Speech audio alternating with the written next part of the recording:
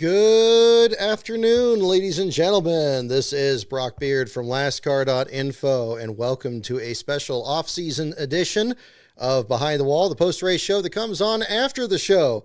No racing this weekend, but no shortage of storylines coming up. If you excuse the title on the show, I don't mean to give anybody the Sunday scaries here for their Thanksgiving weekend. I certainly hope you have all had, to our American viewers, of course, to having a wonderful Thanksgiving weekend and beginning the holiday season here. I, of course, am referencing the upcoming lawsuit that is now full speed ahead. Denny Hamlin tweeting this earlier this afternoon here, just reading it off my phone. Our fans have been brainwashed with their talking points for decades. Narratives pushed by media who are intimidated by them. Lies are over starting Monday morning. It's time for the truth. It's time for change. So we now enter into a very interesting stretch. It's not really a surprise. We have from what we've heard with the pretrial motions and everything that's coming up to this point here. Definitely wanted to address that here. So originally was going to do the show Wednesday. Again, apologies for those of you that were hoping to do the Wednesday show there. Had a errand that ran a bit long there, and I could have done it later in the day, but I didn't want to do that to you guys right before Thanksgiving.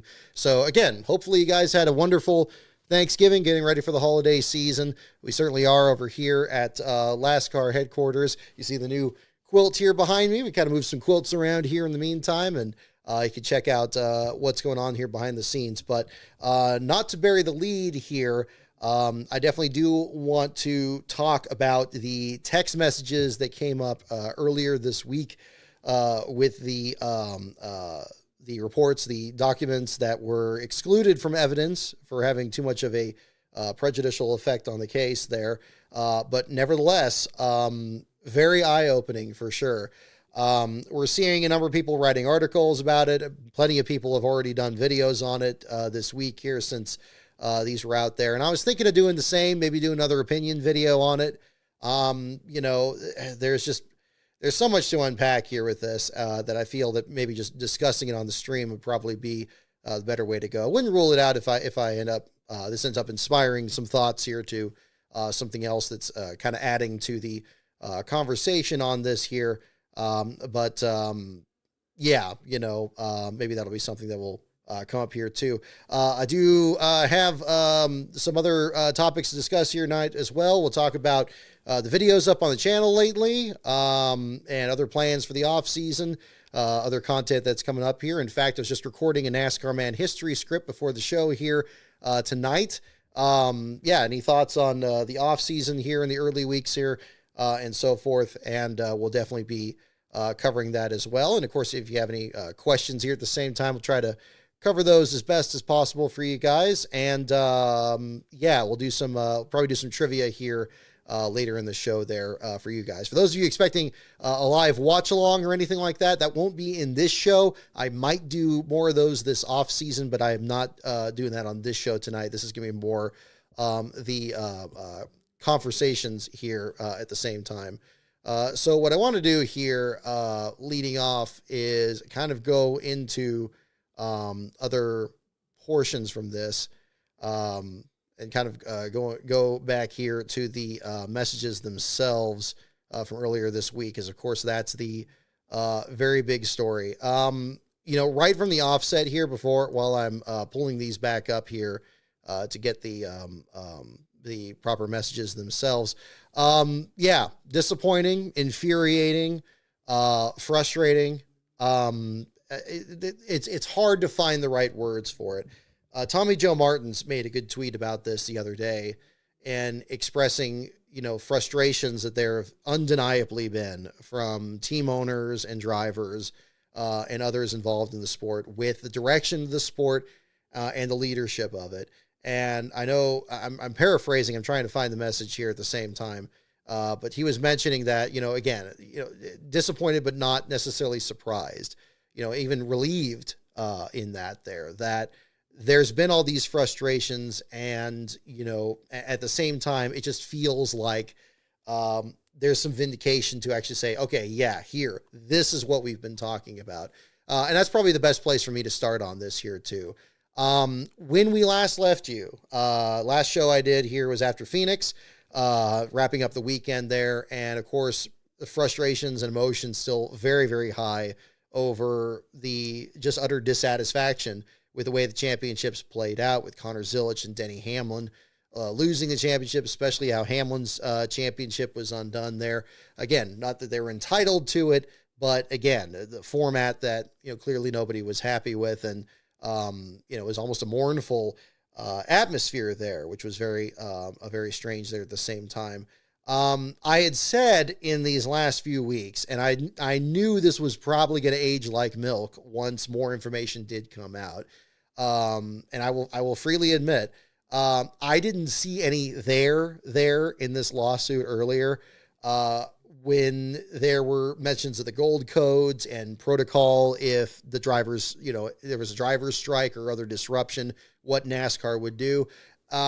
It didn't seem like there was a whole lot there, but I will concede, and I feel like I said this back then, look, this could completely change if other information is coming out. And again, it didn't feel like it at the time. It didn't necessarily feel like NASCAR had a great case for it. But I didn't really see that much there. And that is undeniably, and I want to say this first and foremost, that is absolutely changed from the information that came out this week. I certainly, there's definitely something there. And I think what's particularly eye-opening with the messages themselves is that this is evidence that's getting excluded from the case. This is not evidence that we're getting a sneak peek of before it gets presented into evidence or anything. This is what was excluded, and specifically under, now again, I'm a little rusty on my legal background, but in California, we have a provision here. I believe it's called 352 in the evidence code. There's a federal equivalent of it, and I'm sure whatever it is, North Carolina, it's probably a different number or anything.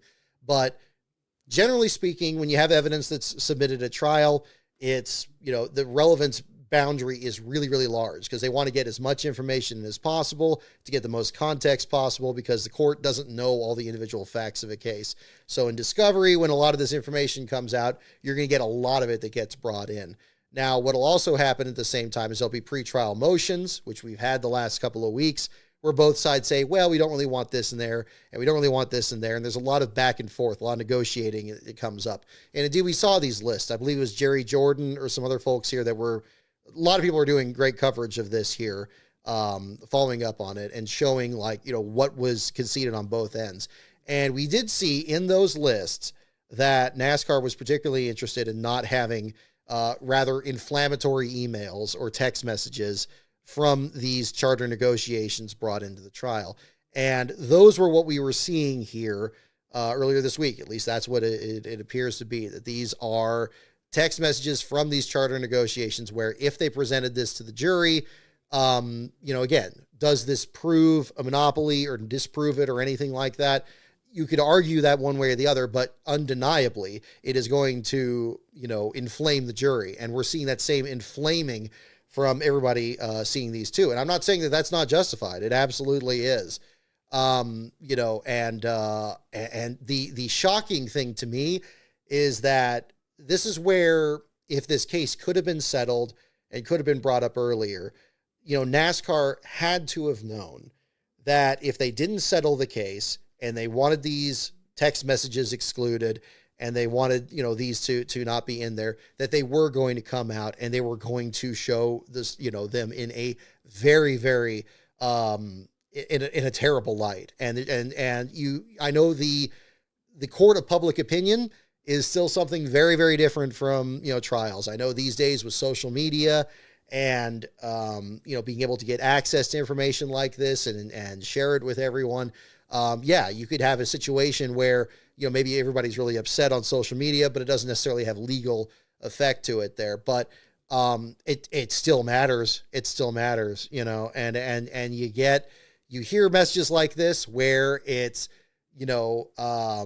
messages disparaging small teams like BJ McLeod and Rick Ware, disparaging Richard Childress, who has given his entire life to the sport.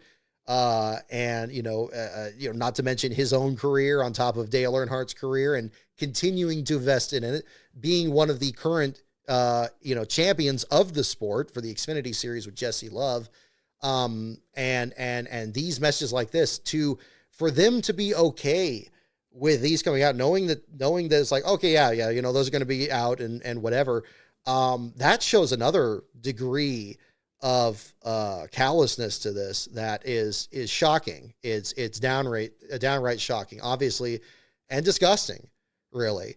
I don't know, a lot of these higher ups in NASCAR personally. I have spoken to Steve Phelps before in that interview I did at Talladega. Just on the question of what was going on at the last lap cautions, and again, to his credit, he spoke to me about it, but I don't know the person personally, nor do I know Steve O'Donnell. I don't think we've crossed paths at all, or these other higher ups that are involved in it. But when you have people that are in these positions of power, and it's not a matter that it's text messages and that, maybe there weren't an expectation of it being put out there. When you are in charge of something this big, a multi-billion-dollar industry with this history and all these other people involved in it, there's absolutely a possibility that your text messages, your emails, everything else is going to be presented as evidence at some point. And hearing all this, it's extremely frustrating. And I will admit as well that, I've seen the frustrations and I've shared my own frustrations with this sport as well, just as somebody that's separated from the sport and how it's being presented and how small teams are being valued or undervalued, or storylines not being produced, or, the championship format and issues with that there too. And there's always a disjoint there where, it seems like every about 6 months or so, I'm always posting that tweet where it's like, it's talking with somebody that's really just not hearing you out. It's like, hey, we want, higher horsepower. What? You want the playoff system? Sure, we'll do that. Or you want, no, I said I want high horsepower. Oh yeah, we'll move the door numbers. Yeah, that's no problem. It's always been a problem. And that's just ancillary nerf, issues here from a relative outsider here. Viewpoint. I can't imagine the frustrations that, the teams and the drivers are having, but we're seeing it. And it's steeled the resolve, certainly, of the teams that are invested in this here. There's a lot, I'm sure, that's going on behind the scenes as things are getting ready for the start of this case on Monday and what things are going to be looking like. But if NASCAR had any public support or reading the room there, I can't imagine there's going to be much of it there.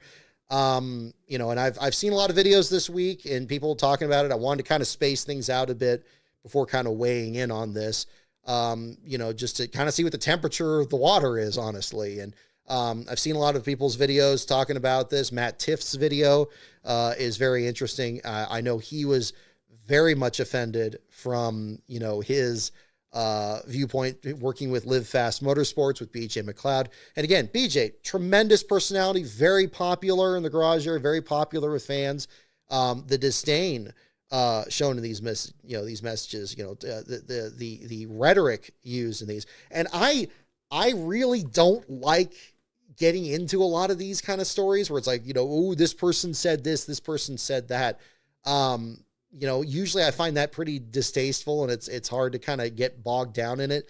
But when it's these people in these positions of power in the sport at a time where you do have people that are concerned about the direction of the sport and the decisions being made and, where we're going, I'll jump in it with everybody else. It's very frustrating. Am I entirely surprised? Not necessarily. Again, as I said back in the earlier messages we had, where we were hearing messages from Michael Jordan and others involved and showing the adversarial aspect of it, where they're kind of, they're pecking at each other. It's like, yeah, it's an adversarial system. I didn't think there was anything beyond that. But in this case here, where it's back during the charter negotiations and the frustrations here, and it's one thing to be frustrated with negotiations. They're going to be contentious, undeniably, with all the money that's at stake, all the sponsorship that's at stake, what's happening with the charters, what's happening with this. There's a lot of moving parts, but that's their job. They're supposed to negotiate with it. And you would hope that it's being done in good faith. You're hoping that they're going to be professional about it.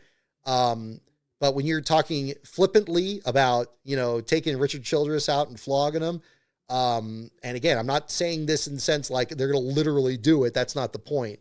But being that casual about people that have invested so much time and money into this sport for a very, very long time.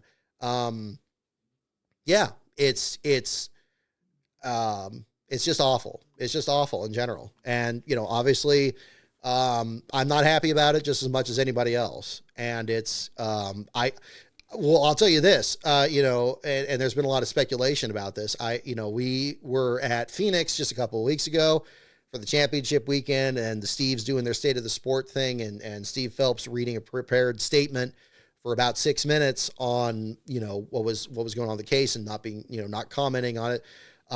This is going to be, I can't imagine them coming up and doing another speech like that in February in Daytona, whatever the direction of this case is.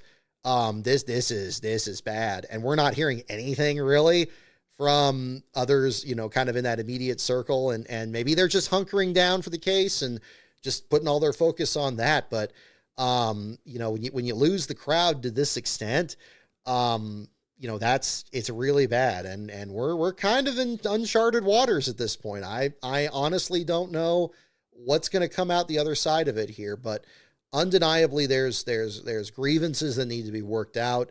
There's a lot of serious and hard questions that need to be asked. And where we're going there, it's going to be interesting. It's going to be interesting. And, again, I don't know who's going to prevail in this. I think the judge was very right in discussing when both sides weren't really interested in settling and both weren't negotiating. A lot of times, when, both sides are going to be told, look, we don't know where this, you both of you guys probably think you have a great case. Maybe you don't, maybe it's going to be different in front of and all that. It's really, really, really going to be, it's going to be messy. It's going to be interesting. And again, things may look completely different a week from now than we do now. So I guess, if nothing else, we'll just keep, plugging away with everything here too. I want to kind of get into, some of the other, where was it? There was a good list of them here, on Jayski, kind of hitting the big points here. And I want to kind of credit some of the other people that were, they've been chronicling this, through here as well. Okay, pre-trial on that. Yeah, nothing new on that. That's still on that end. Looking here. I had one list here before, but I wasn't satisfied with that one. Richard Childress looking to, to sue in response to these statements, especially since he was picked out. That's going to be a trickier one. I don't know what the forecast is on that. It's if you're going the defamation direction, that's it's one thing. Yes, he's invested in it's his race team and his other businesses he's invested in. It certainly doesn't hurt to try. I don't know what the results of that is going to be, but it's but there's a lot of nope, not that one. Where is it here? Okay, no, not that one. That's the other part of it.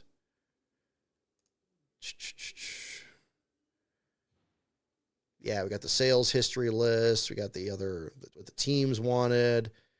Again, great job, Jerry Jordan, Bob Pockris, others here that are covering it, those boots on the ground there and covering it. Great job by them, getting this all to light because, undeniably, this is gonna, business is already picked up, for sure. Where on earth is, I had one here that had the lists on this. On here.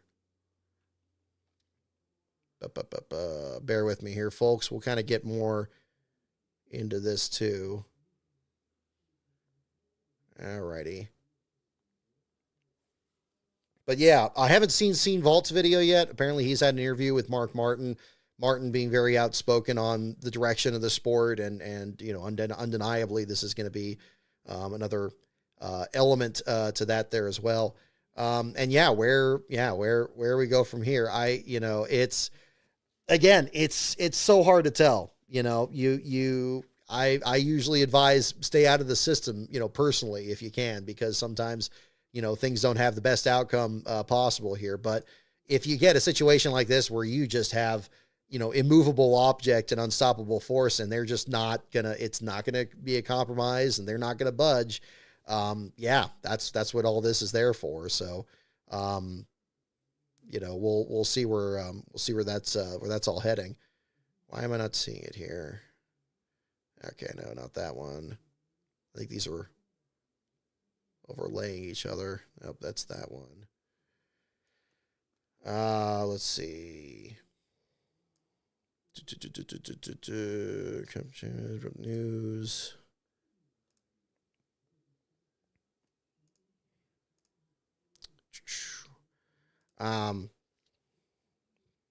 Let's see. Is that where it's going to fall under? Probably going to fall under that one. Yeah, let's try that. Yeah, there we go. That's a little better. Where on earth did that go? I know J-Ski had the list of it. Okay, well, that's we'll just do it the easier way here, and we'll just pull it up on Twitter. And another video that circulated this week, and not being a new one here, but certainly a very prescient one. And yeah, it occurred to me too in the discussion of all this, was the interview that Tony Stewart had with Kyle Petty. I believe it was in 2014, 2015. It was before Stewart-Haas Racing had closed. And Tony Stewart going into a room with other people saying like, okay, this is something that they're looking to, handle at the same time. And, saying, okay, this is the direction we want to go. This is probably what would be best. And then people over at NASCAR, somebody telling Stewart, and Stewart didn't say who this was saying, look, we are 180 degrees the opposite direction. And then Stewart's like, yeah, we're in real trouble. And maybe we're seeing the effects of that maybe almost certainly, because yeah, we've had this direction here with the next gen car in the Cup Series and the charter system, and just whatever the changes of the business model, and people just seem more and more aggravated. And then behind the scenes, yeah, we're seeing all these messages where there's this open disdain to people involved in the sport for a very long time. It's shocking. It's disappointing. And yeah, it's very frustrating here. Here we go. Yeah. I'm looking at the Pockrass tweet here as well. Let's see.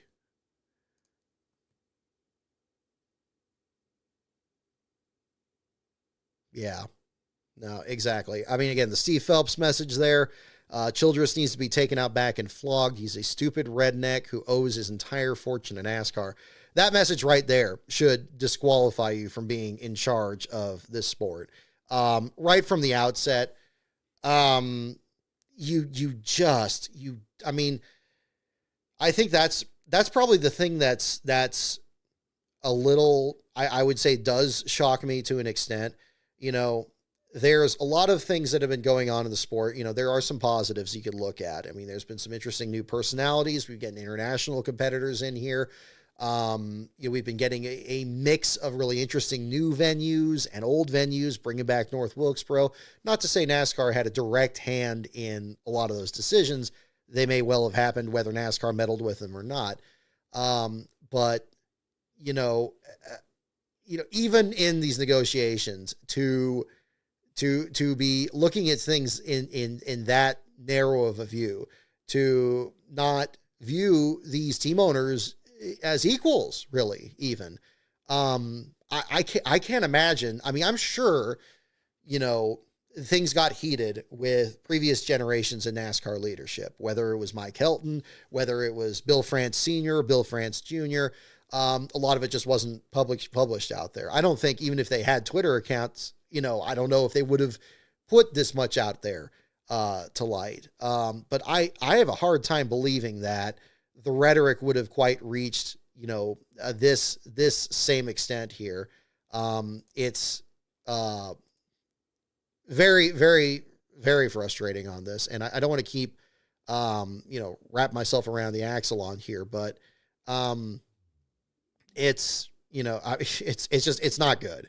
I mean, it's undeniably isn't. And, again, my mind just thinks about like, yeah, where we're going from here. Clearly, you can't have people that are in charge of this sport with the history that it has, and a lot of these personalities that have been in the sport for a very long time, and be comfortable discussing things that way. Again, maybe you get in arguments. I'm sure Mike Helton or the France family or anything has had moments like that too. And yeah, maybe if some of that was published or came to light, or something, maybe that would have been, inflammatory back then. But I think the frustration, and again, feel free to, chime in on this here at the same time.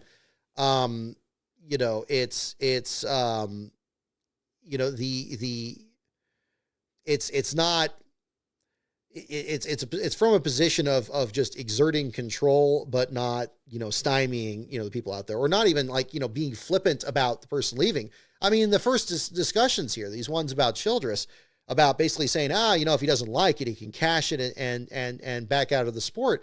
The thought of saying that, to Richard Childress, who has been around here in the late 60s. Now, I know not everybody is a big Richard Childress fan. I know I've seen some other, people on YouTube and stuff, saying whatever, but you can't deny that he has been a massive presence in this sport. Every bit as much as a Joe Gibbs or a Rick Hendrick, been around for longer than either of them, honestly, if we want to be, talking about any kind of, investment in it. It shouldn't be some little moment where, it's like, he could cash out. There were other times in the sport's past, obviously, when we didn't have charters, that we did lose teams, that, that there would be situations where, they did fold up. And it would be an unfortunate situation.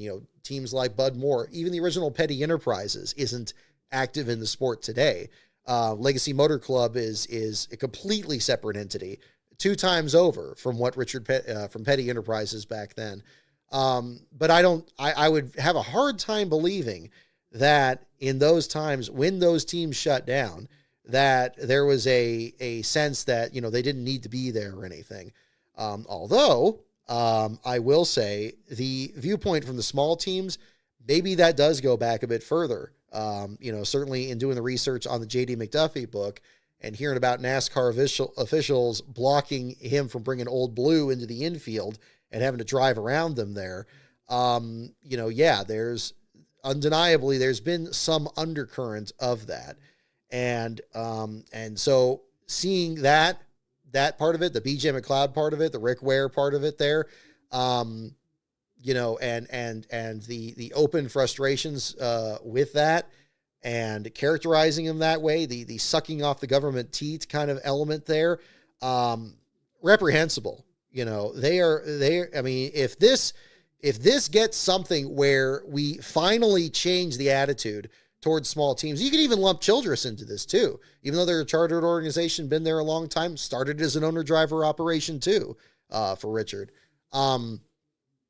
It's really frustrating, and it's that needs to really change. And there needs to be a clear understanding that NASCAR is not Formula One. It's not IndyCar. It is not other motorsports. And a lot of those elements and a lot of those people that made the sport the way it is, that's why it's been that popular. Seeing the comments here as well. The fear over the SRX series. Kamikaze Games did a good video on this, summing up that part of it there too. And I agree with a lot of what he said as to that. The SRX series was not going to be a threat to NASCAR, certainly not deserving of, hand-wringing about, them beating a rating for the Xfinity series at one point. I was covering the races at Texas in 2021, and they were playing the SRX races in the media center there during that.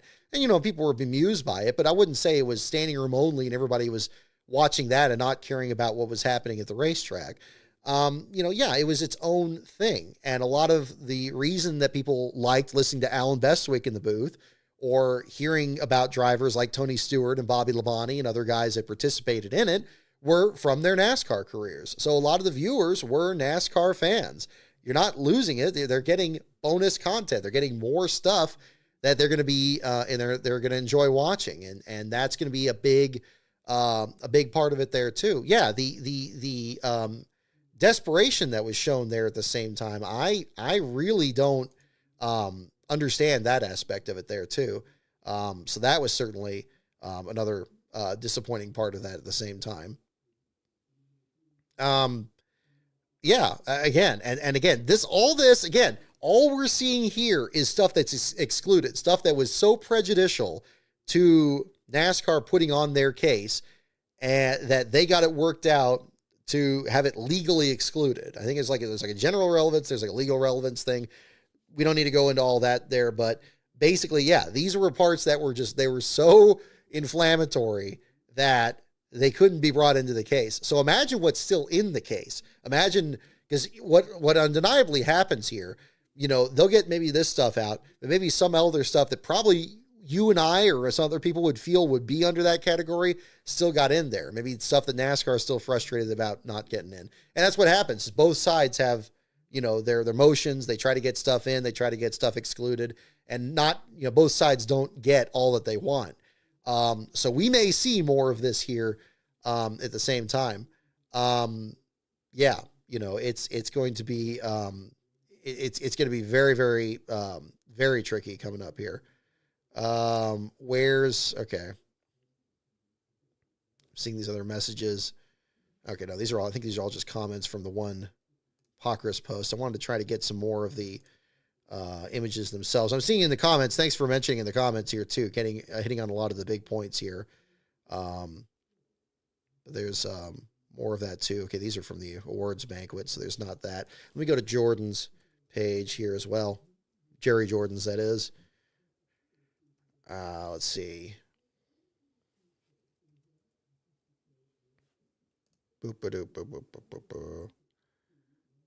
All right.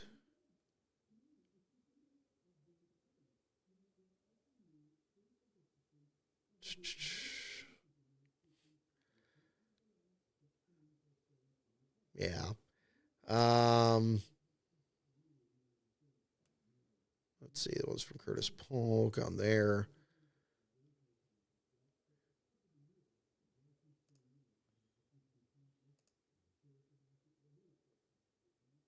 Yeah, comments on Denny Hamlin's podcast there. Some other ones. I mean, man. There's just so much stuff here. I've been trying to digest it here this week.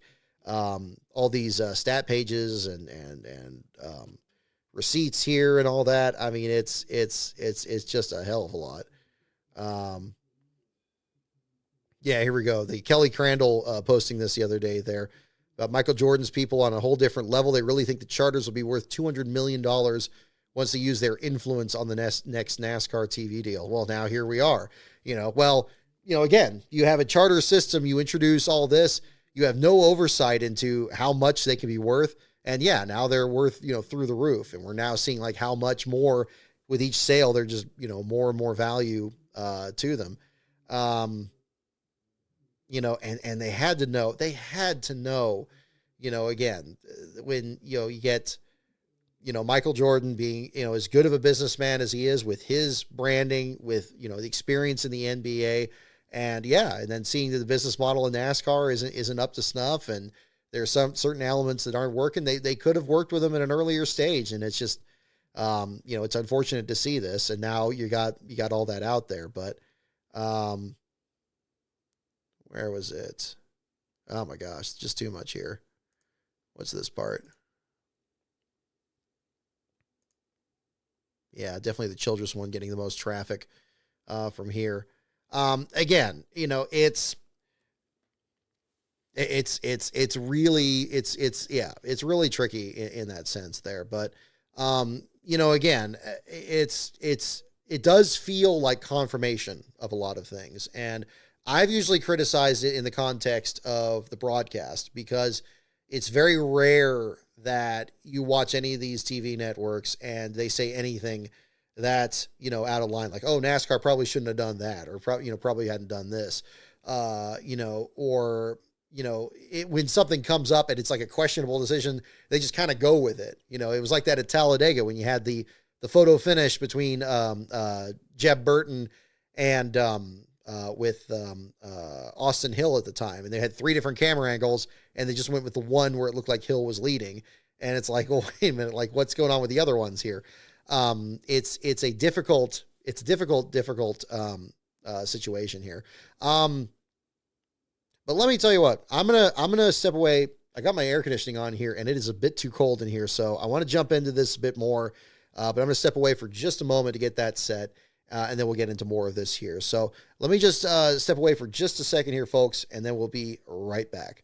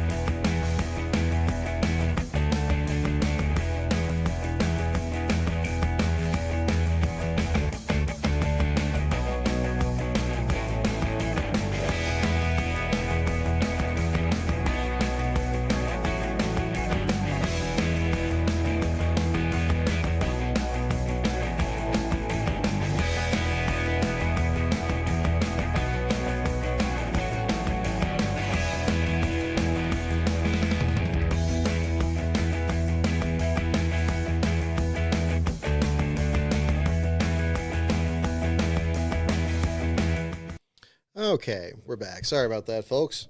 Um, yeah, where we are with all this, I think what this comes down to, um, there's always been in these last few years, and I think social media has kept this going here for sure.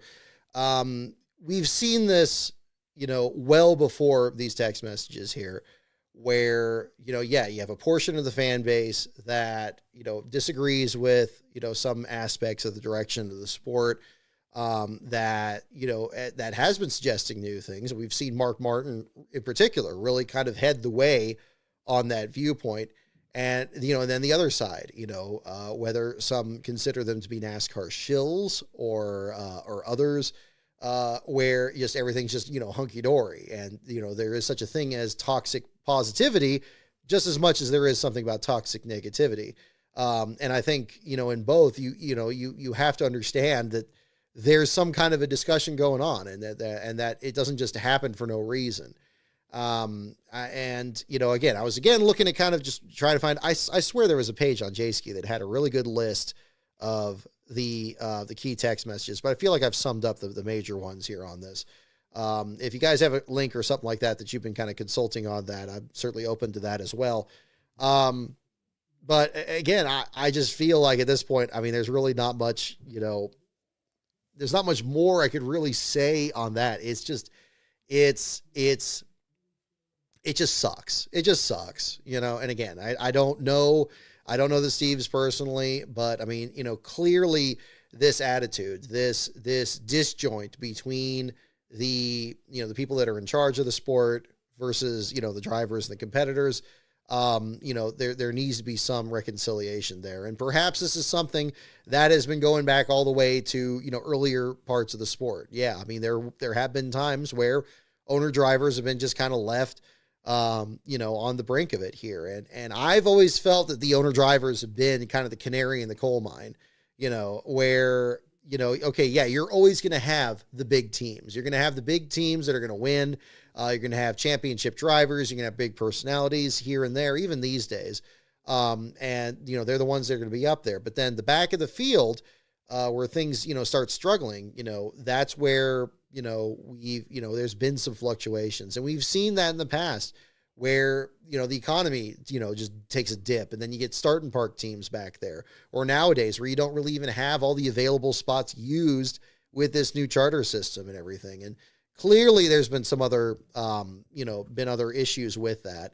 And I think there's probably, for anybody that's had a frustration with the sport, and I certainly have, there is something that's vindicating about, other people that maybe wouldn't want to see it or didn't want to see it. Now they're seeing it. And that's probably why for a lot of them that have been, most, advocating for, saying that there's not been a problem or anything, we're just not hearing from them, and that's just kind of the way that's been. It's unfortunate. It's uncomfortable, but again, perhaps it needed to happen, and cause it can't keep happening. That's the other thing. So, again, I don't see a realistic path forward for the people that are in charge of NASCAR, certainly Steve Phelps and Steve O'Donnell, from these messages from them themselves. I don't see a legitimate path forward for them to exert authority over the sport. I don't know what things would look like on the other side if they bring in new people, or what other restructurings have to happen there. I'm not going to pretend to be an expert at their structure of the sport. Again, doesn't need to be one where the teams and the drivers and stuff need to be in charge. I'm not necessarily 100% on that side either, honestly, because I think the RTA was another example of that business model. And I don't think that's entirely been a success, to be perfectly honest. I've been very outspoken about the charter system and what it's done to the small teams. In fact, really, if you think of it that way, between this disdain of NASCAR in these text messages, and I think some of the questionable decisions of the RTA and the restructuring of the business model to this point, both seem to have this same attitude towards small teams, that they're just disgusted by them, that they don't think this, again, the sucking off the government teat aspect, this this disgust towards him. They can't even get, that was one thing that really got me. They couldn't even spell BJ McLeod's name right. Are you serious? Like, they think so little of the guy that they can't even get his name right. That one really got me. It's, especially for a guy that's always out there helping other teams. One of the first things I remember with him over at Fontana a few years ago, Tommy Joe Martins had an oil fire on one of his cars. BJ was the first guy in there to offer any help to him there, even though he wasn't on the team, even though he's on a competitive team, competing team against him. Always one their guy to help. There's been a troubling direction. I think that's probably the best that I can offer on this discussion is, and I've always wondered it, especially when the charter system came up. And again, that wasn't really necessarily NASCAR. That was the big teams, and they were trying to kind of get something worked out for them and try to create some legal fiction that helps them out too. They've always been so threatened by these small teams, and they don't realize that, like other elements of the sport, it's what makes NASCAR special. You saw that clip in Rise of the Field Fillers I did a few years ago, where Mike Joy mentioned this at Bristol qualifying. And he was quoting, I believe he was quoting Mike Helton. I'm trying to remember in that case, but that they were not going to turn away start and park teams because that was antithetical to what NASCAR had been, that you just have people show up. And fans notice when there's a short field out there, when there's not as many cars in this race versus another race. And they've never had that value to it. I think that's been the part that's frustrating. I think that's probably, why it doesn't feel as surprising to me, but it's still disappointing, is just seeing more evidence of that. And I'm not saying that they're the only ones getting the raw deal in this. Certainly Childress, certainly the two teams, the 2311 and Front Row, being, the teams suing NASCAR, undoubtedly, I'm sure there's even more messages about them that, that's circulating, if this is any indication here too. But I think this common threat of the small teams and where the sport has been up to this point shows a utter tone deafness to this sport. When I talk to Mark Martin, for example, again, I could easily do a video on Martin's career just as easily as anything else. He shows up in 500 days. But when we spoke face to face, first thing he wanted to talk about was a video on Buddy Arrington, and how he mentioned that when he was starting out, when Martin was starting out, he was like the toughest guy to beat. And that was very true of other independent drivers from back then. He drove equipment that was left over from Richard Petty. There was some discussion about him, earlier this week as well. And, maybe wasn't the most spectacular out there, never won a race, came very close once before at Talladega, just didn't quite happen for him. But had his own career, and success was measured by a different, increment there. Whatever the direction of the sport, I think the linchpin to getting the sport back in the right direction is having this respect for the small teams. And thankfully, we still have some of them around. You see him in the Xfinity Series and even the Truck Series there to an extent. Mike Harmon still plugging away in the Xfinity Series out there. Carl Long even branching out in the Truck Series here. And working their tails off. Carl was running at full tilt in the Phoenix garage area to get that car back out there. And ultimately they did. They climbed out of last place, passing AJ Allmendinger. I think they were ahead of Bubba Wallace too. The way that salt of the earth element there. And, you could still have your stars. You can still have the same drivers that are going to win most of the races, but you have to allow for that. And I think that's been something that's been a long-standing problem in NASCAR. And I used to think that it was just a preference for me personally, because I think the small teams are more interesting than the big teams. I think as a media person, they give you more access. They answer more of your questions. I just had a wonderful conversation with JJ Ailey at Phoenix that I just shared on the website here. And, that was on race morning. He didn't have to stop to talk. I was just going to get a brief quote, but we actually just had such a good conversation. I just kind of kept it going. And that's what you get.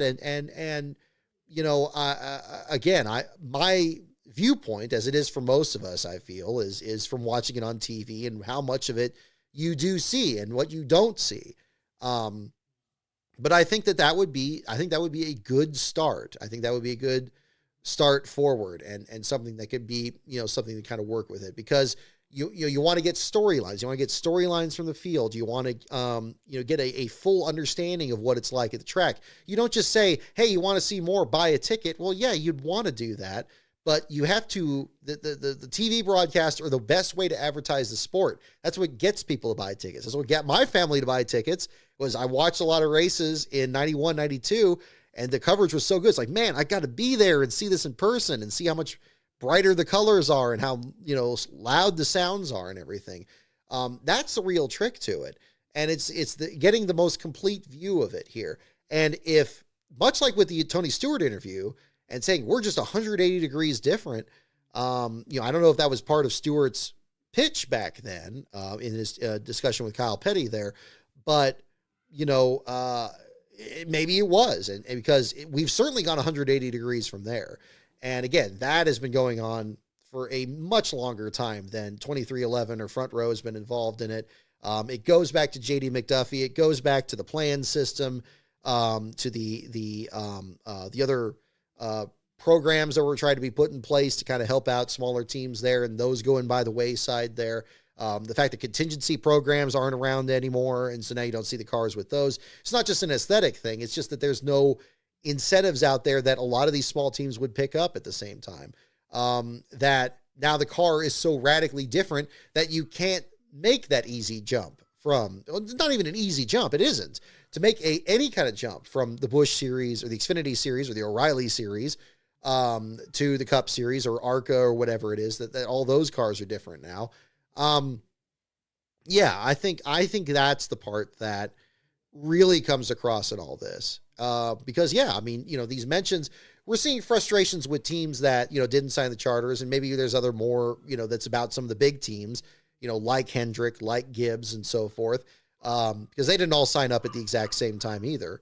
But yeah, that's another part of it there too. So I think that's another part to really kind of look at it.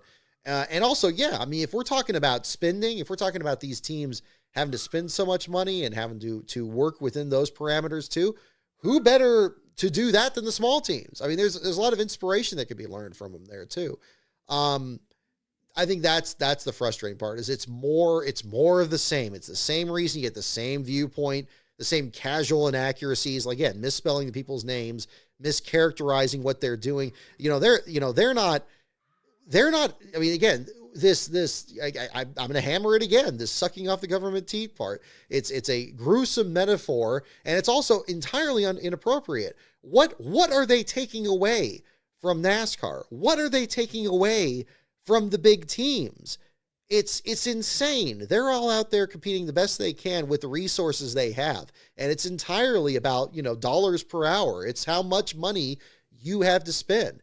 And if your team out there if they're out there and they're capable of putting a car out there, if they're able to jump through all the additional hoops that they have out there today, where maybe they don't have a charter, but they put together a next-gen car and present it, and it passes inspection, and they meet minimum speed, and they get a Cup guy out there, and he can race out there, you let them race. You stop getting in their stuff. You stop, blowing them off with all these things. And that really does need to start. I think that probably is. Yeah, maybe that is. I've been searching my mind through this week, and maybe that is the part that really needs to be started with. So hopefully, one can only hope on this aspect here. And it's because, I wanted to kind of get into the minutia of the messages themselves, but, honestly, you've all seen them. You've all heard them there.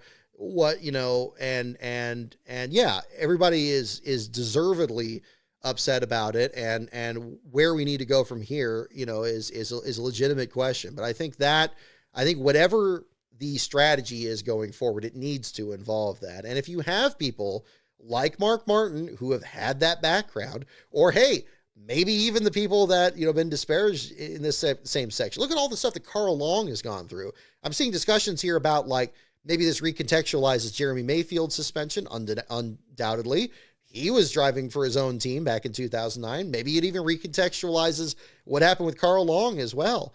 It's always, when you're small, you get stepped on very easily. And, I know that they would love to, I saw this actually interestingly when I saw the documentary on Andrea Moda when they were in Formula One in 92 and all the problems they had. Some of them were within their control and they could have fixed. Others, Formula One just didn't give them any latitude. And it ended up, just being a difficult situation for them. And unfortunately, they get known as like, okay, well, now that we blocked those sports out, look how great Formula One is now. And now we don't let any of those guys in. It's like, well, okay, yeah, but now you got all these cars are the same.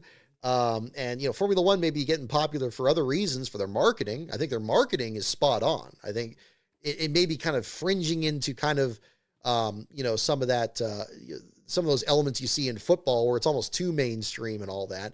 But that's a good problem to have. That's the same thing NASCAR used to have with Britney Spears being at the racetrack or all the old commercials back then. But I think it was an understanding of just who these drivers are and respecting, their roots and respecting that history a bit. And that's just not the track that we've been on there. And I hate it for people that are young or new fans in here, that are trying their best. They're supporting the sport as best they can. You got your drivers that you pull for and you want to see who wins the race and all that. And it should still be about that. And we should still be able to enjoy that. But there's potential. There's potential that's just being wasted here. And, a big part of it may just well be, just not having the right direction up front. And that's a hard thing to deal with. Again, and I don't know what the result of this case is going to be any more than anybody else. But I think, Denny Hamlin, 2311 and Front Row taking this on, maybe this is something that needed to happen. And maybe this is something that can maybe change that viewpoint there. Hopefully that's something that gets looked at here. It's not the only problem. I don't want to make it sound like the small team is the only problem there, but it just keeps popping up over and over again. I heard it endlessly during the whole thing when the charter system came up and everybody just kind of went with it. Oh, okay. Yeah, it's 40 car fields now. Oh, now it's 36 cars. Yeah, well, nobody showed up. I guess there's no more open teams. Oh, well, they're just gone. They can just, a chartered system, it's got to leave something. Oh, no, we need our investment. We need, if we can't just be expected to just sell the cars. They're not worth anything. We need this whole thing. Well, all these other teams that had to get evaporated out of the sport, was it worth getting rid of them? And you know what? And you know what speaks to the real tenacity of these teams is they're still there. They're still out there. Whether they're in the Xfinity Series or the Truck Series and the ARCA Series, or even the ones that are still getting in there in Cup. The New York Racing Team deserves that respect. They've been dabbling in it for years, back to the previous generation of cars. Carl Long, even further back, you see him back in the old Field Fillers episodes, back to the start of Fox's contract. The first caution in the dual races that Fox broadcast live was Carl Long for a blown engine in there. And in that effort. BJ McLeod, same deal with his organization out there. They're still out there. And even if they don't get any respect, even if they don't get hardly any coverage, and even if you got people in the sport that are in charge of the sport still disparaging them and not even giving them the decency of getting their name right, they're still out there. And you know what? Yeah, I'll say it. Yeah, that's got to be a big part of where the direction is coming here. And maybe that's a good thing with Front Row Motorsports being part of it. Not just 2311 being a startup, but Front Row having that background, knowing that they had to grow from a start and park organization. I remember in 2008, John Andretti having to drive just out of control to get that Makoto Chevrolet into the field for the 50th Daytona 500, and he did it. And that was a time where they could only run a couple of races a year, and they were cobbling together what was left from the Mach 1 team and from the Means-Jenkins effort that Front Row became, and then running a start and park team for most of 2009 when Andretti was doing full-time, and then expanding to more cars with the Gen 6 era, winning races. I mean, that's really the dream of any of these teams, is to be able to evolve into a multi-car organization. Yeah, they've been a bit off these last couple of years. Certainly the lawsuit, I'm sure, is distracted from that. But they're just as deserving of that respect in the sport there too. So again, I to kind of put a pin in this, I don't know where, I don't know where we're heading with all this on here, but I think that whatever the direction that, the sport takes after this, I do believe it has to have a respect and it has to leave a space open for these smaller teams to participate in the sport. It's just as essential as the close side-by-side racing is, as, being able to piece your car back together in the garage area and get back out. We're having a full season championship. It's just as integral as all those elements to what makes the sport special. And they don't even have to be the biggest story in the field. They can still be, it doesn't have to be like the whole broadcast can be just about them. I'm not talking about that. I'm just saying, let them have their piece. Let them have their spot on the racetrack. If they follow the rules and they're running the right enough speed, they should deserve to be out there, and they deserve that level of respect. And if the people up front are not going to give them that respect, they shouldn't be in those positions to begin with. And maybe we're seeing the beginnings of that. I don't know where it's going to be, but I hope we're getting there. I hope we are. And you know what? Monday is going to be really interesting. So I'm going to step aside here in just a moment. I'm going to transition into some other topics here at the same time. I've already spent more than an hour talking about this. I may dabble in this a bit more after the break, but I got some other stuff I want to talk about here on the show. So I'm going to step away for just a moment. Hang on here, and then we'll get into that as well. So stay tuned, folks.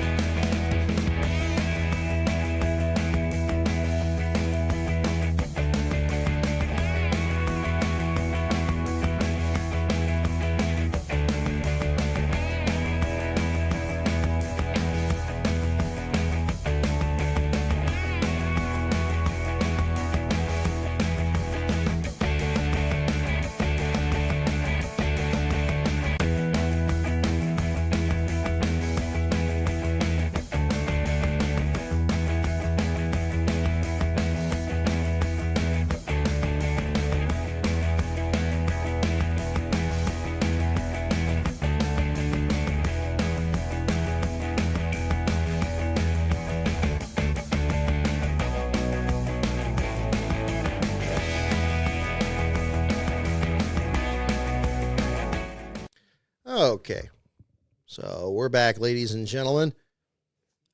All right. I heard Badger at the door there when I was in mid rant, and I was like, okay, let me at least get this one capped off, and then I'll go back there. He was not at the door though when I came by, so he might still pop up on the show. So for those of you who like checking out the puppy in there, he will probably be in a little bit too.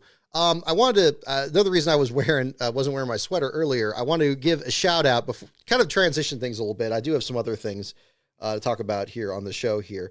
But I want to give a big thanks to Brad Perez and the Sendero Provisions Company out there. They sent a wonderful swag box here in the mail. And the shirt I was wearing earlier, the graphic on here, I don't want to pull off my sweatshirt on TV here, but yeah, I got the shirt here on this.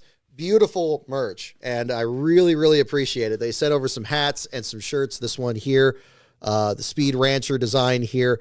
I really wanted to make sure I wore it on the show and gave him a shout out on the program here today. Very, very kind of a Brad, again, talking about small teams, salt of the earth drivers out there just working and promoting their sponsors out there.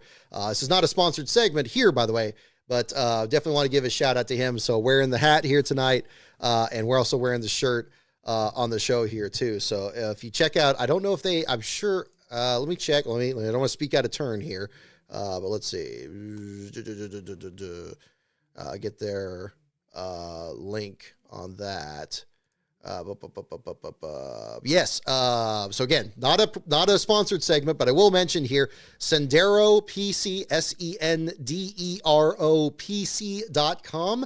They do have a Black Friday deal up to 40% off of their merch, plus a free hat with every $100 spent.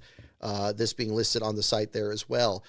So again, if you want a hat like this one here, these are very comfortable hats too. What's cool on this, it's got like the old kind of like a classic hat there. It's got like the plastic bit there on the inside to kind of keep it formed up, and very comfortable. I don't usually go for the ones here with the plastic clasp on the back, but this one, I've been wearing this at work all week and it's been very comfortable.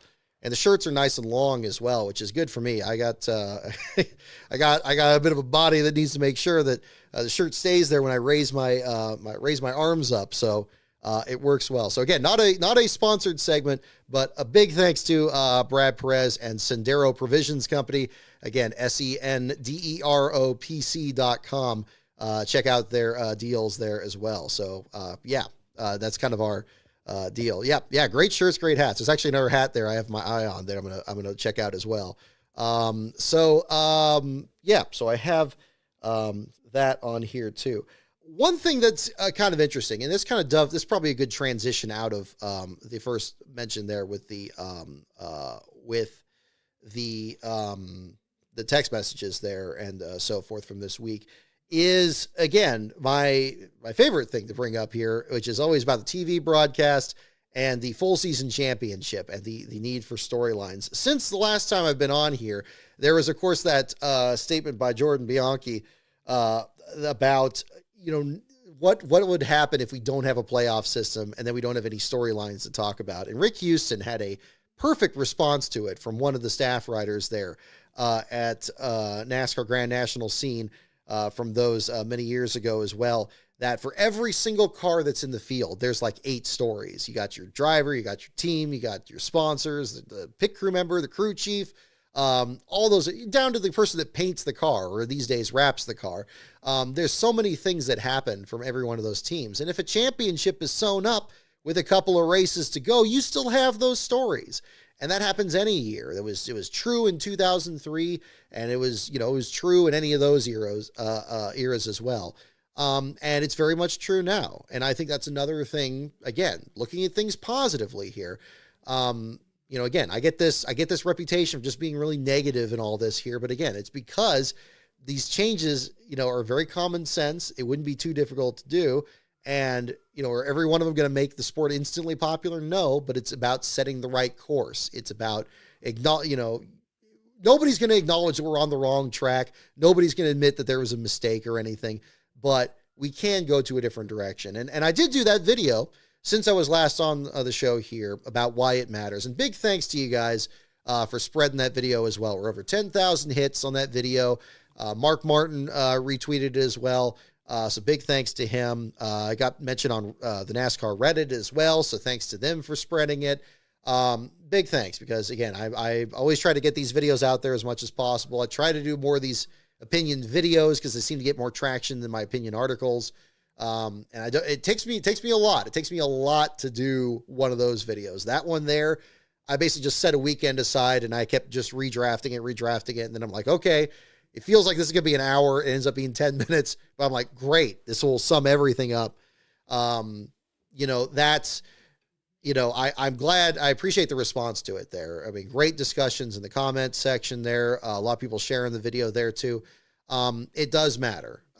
This attitude that we can't have compelling storylines without a compelling championship. Again, as I said in the video, when I had favorite drivers that were still active out there, there's still drivers I pull for these days, but it's not in the same respect. When I was a fan of a driver and I would watch the races to see how that driver went. And it's wonderful to see these days younger fans doing it, whether they're a Bubba Wallace fan or a Joey Logano fan or Kyle Larson or whoever else in between. I remember what that was like. And I remember I would not even allow myself to think about if they could win the championship unless they started getting a whole lot of good runs together. Ricky Rudd in 2001 comes to mind, and you'll see that more in 500 days here as well. In the meantime, I just wanted to see if my guy could win a race.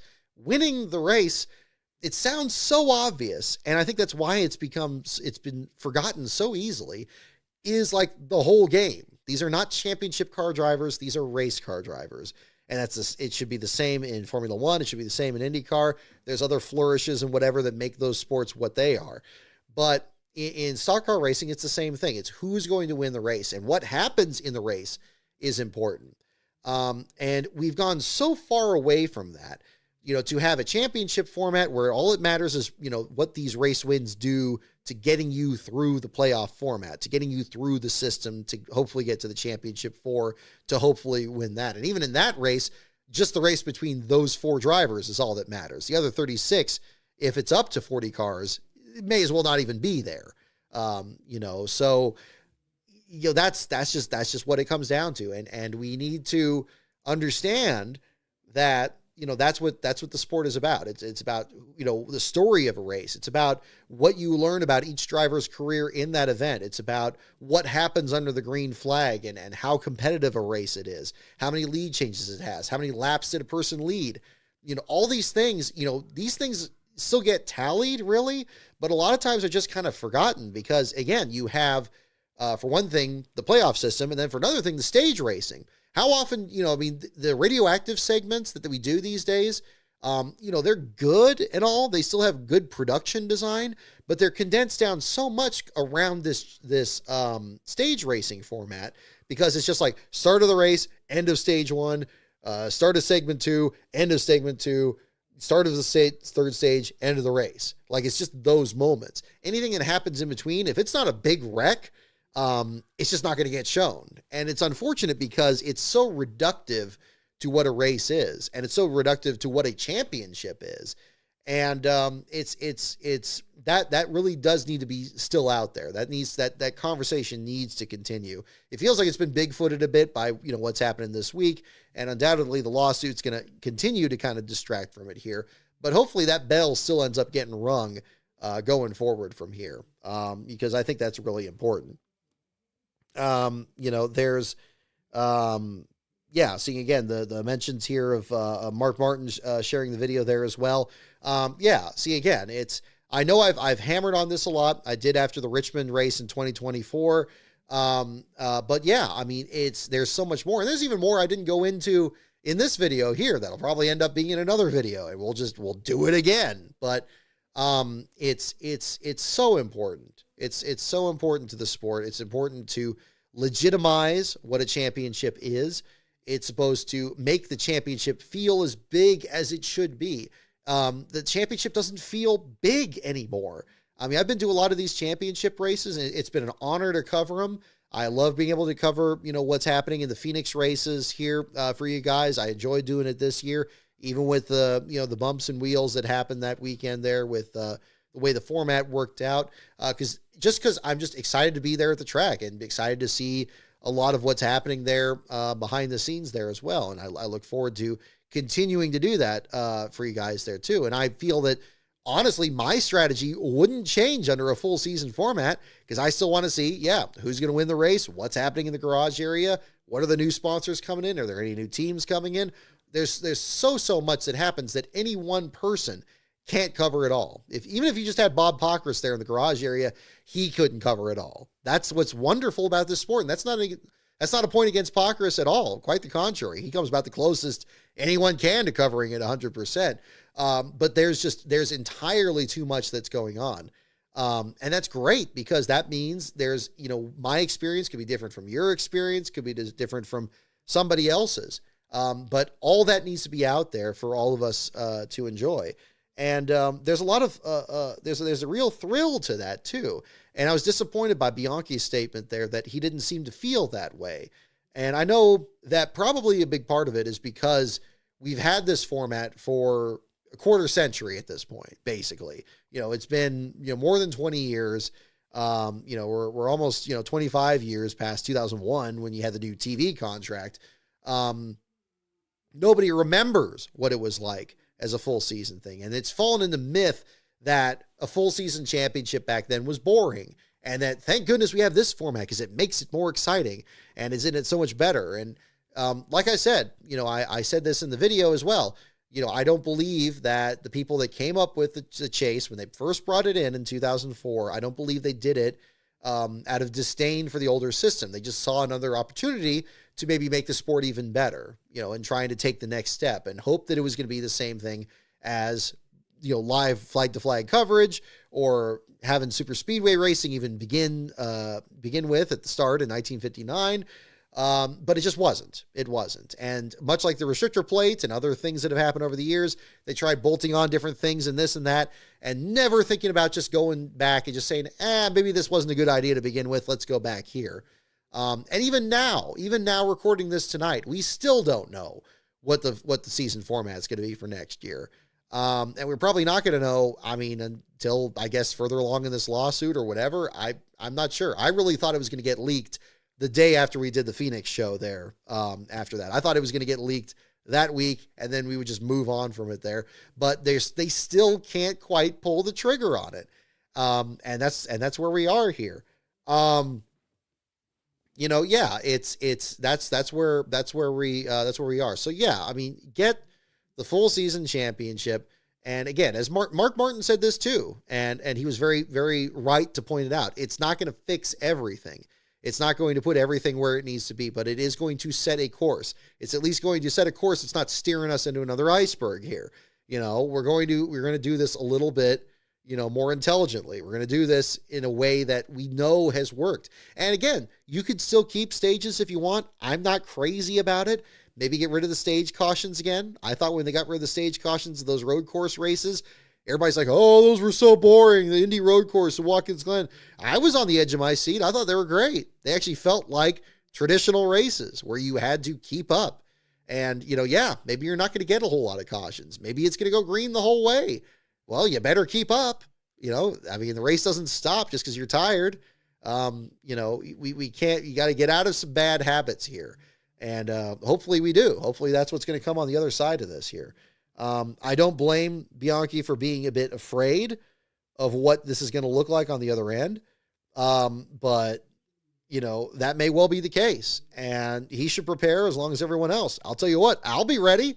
I'll be ready with bells on just as much as anybody else to cover what's going to happen in these races. And these teams will be ready too. They always seem to want to, go up to these drivers and be like, oh, well, you don't want a full season championship, right? You want a playoff format still. It's like, look, even Joey Logano, who seems like he's like the most outspoken advocate for the playoffs, he doesn't really care that much. The interviews I've seen, it's like, look, it's like, all right, well, they say it's full season, then we'll do that. He's prevailed in a lot of these playoff ones lately. Doesn't mean that he necessarily, wants it to be that way. He'll just adjust the strategy. It's like, okay, well, if I got to have consistent runs and win races, that's what you do anyway. You're a race car driver. But it doesn't have to be situational winning anymore. It's not, we win to get to this round, to get to this round, get to this round. And if we don't do that, it's a failure. It's like, no, you might win 6 races at the beginning of the year, build up a big lead, and then, just trying to hang on the rest of the year. Or maybe you win different points throughout the year and you're trying to catch up to somebody else, or both happen. You never know. That's what should excite you as a motorsports fan.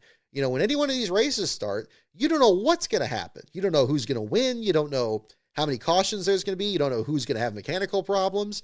And that's what's great about it. There's ways that you can handicap what happens in a football game or a baseball game, different players. You don't know what's going to happen there either. But in motorsports, you have that extra degree of separation with what's going to happen with a car, what's going to happen on pit stops, what's going to happen with adjustments. Those are the things that need to be played up. We need to stop playing up certainty and start playing up uncertainty. and not knowing what you're going to see, that you don't want to miss one lap. You got to make sure you see everything that happens. That's the really important part. So, hopefully, again, these are very relevant to that same discussion there. And hopefully that gets worked up too. Let's see. And again, and this is another way to kind of pivot on this here too. I do feel very positive about, the future of the sport, and I know it may be hard to feel that way with what's been revealed this week and what may or may not happen in the lawsuit coming up. I think that there are two things that can be true at the exact same time here. You have a young fan base that's very into the sport and the personalities that are there today. And it's good that we have them, even if it, and again, and maybe but for some changes or whatever, maybe they wouldn't have been invested in the sport at all. And I hope we don't lose them. I hope they still stay in the sport. I don't think that we need to, I think everybody needs to band together on the other side of this. I think that if you are a fan that came up in this sport in just the last few years, and all you know is the playoff system, and all you know is a next-gen car, even if you're just even that new to the sport, I hope you do stay in this sport. I hope that nothing that happens on the other side of this is going to dissuade your interest in it. And again, I hope that a lot of older fans that do remember what a full season championship was, and do remember what it was when we didn't have stages and different generations of cars, but maybe have fallen out of love with the sport, I do hope they come back. And, then there is some middle ground we can find with both those groups. And I think that from what we've seen now, from the frustrations with the championship system earlier this month, and from the frustrations now with NASCAR's leadership, from these text messages here, both of which are not new issues. These are both things that have been frustrating people for a very long time, that people have spoken about, but maybe have been dismissed by another group of the fan base or another group of the media there. I do have faith that there will be some reconciliation in there. There's going to have to be, because we all want to see, we were all fans of what stock car racing is. And I think whether we know it or not, our interests aren't really that different. Having a full season championship really isn't that different from having the playoffs. And again, maybe there's some views from the other side. Maybe there are things that can be done with the next gen car. We're seeing increased horsepower at some tracks next year. Maybe we continue down that road. If we get new brands that get involved in the sport as well, maybe there could be some direction there. And the reason I feel that way is from an event that we had a couple of weeks ago, and it kind of came up and kind of disappeared pretty quick.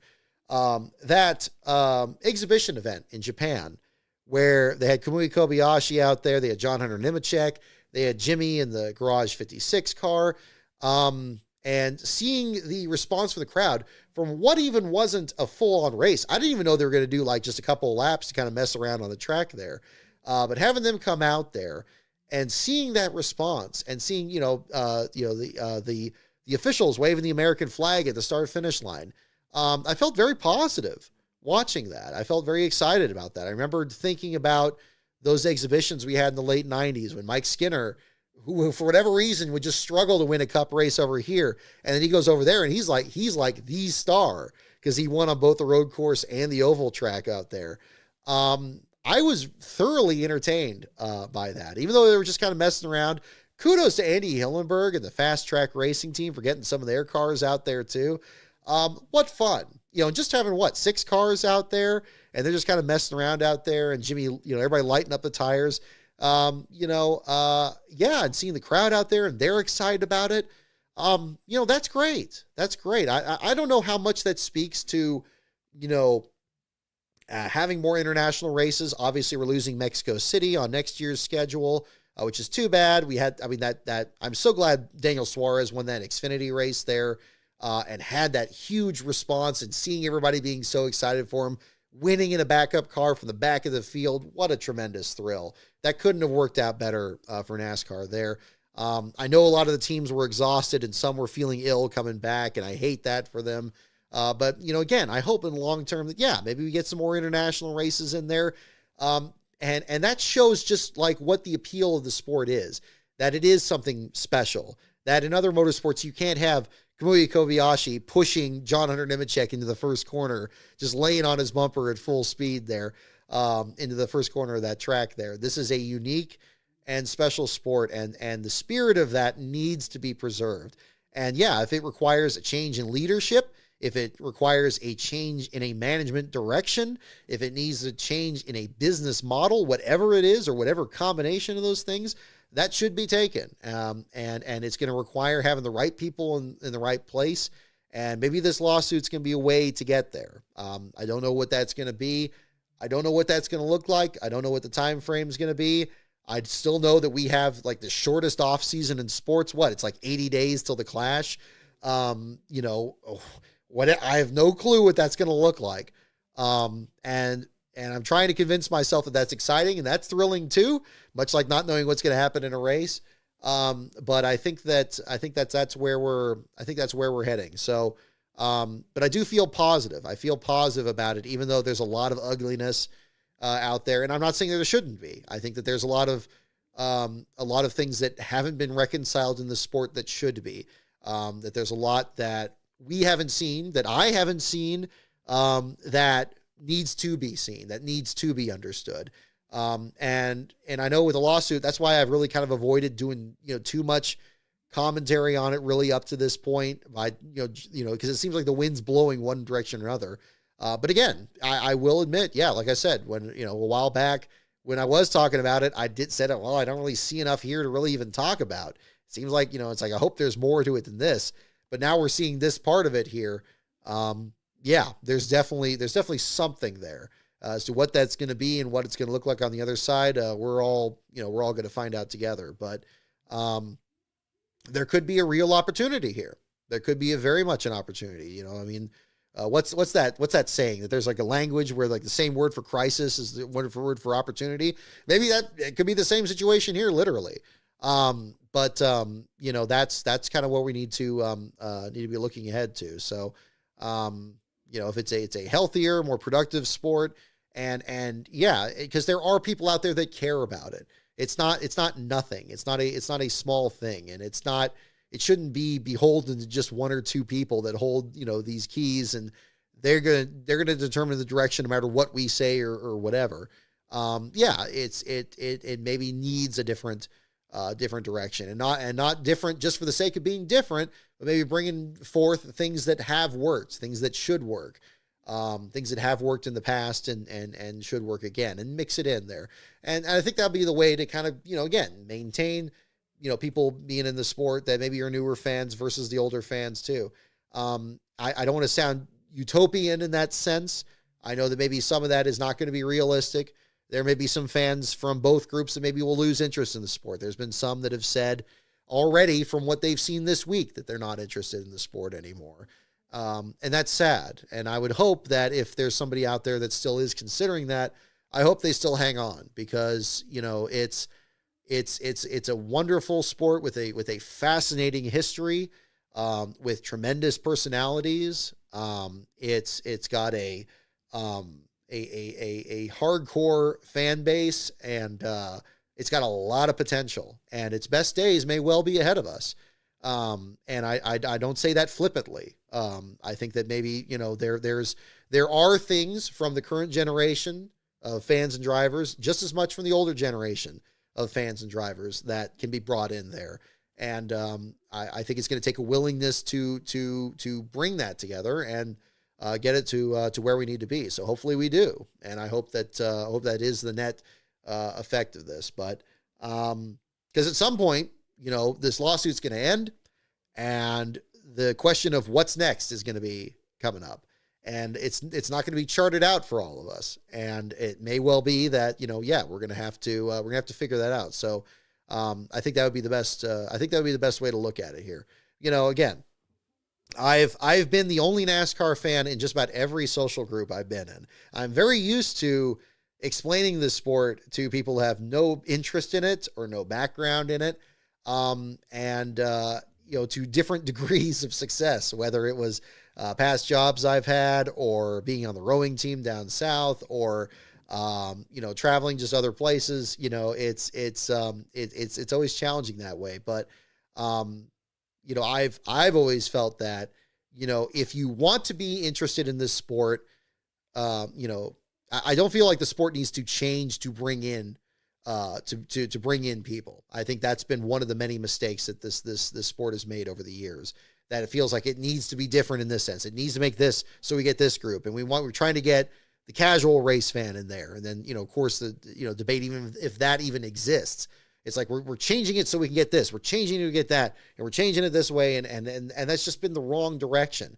I think the sport, when it's truest to itself, is where the sport should be.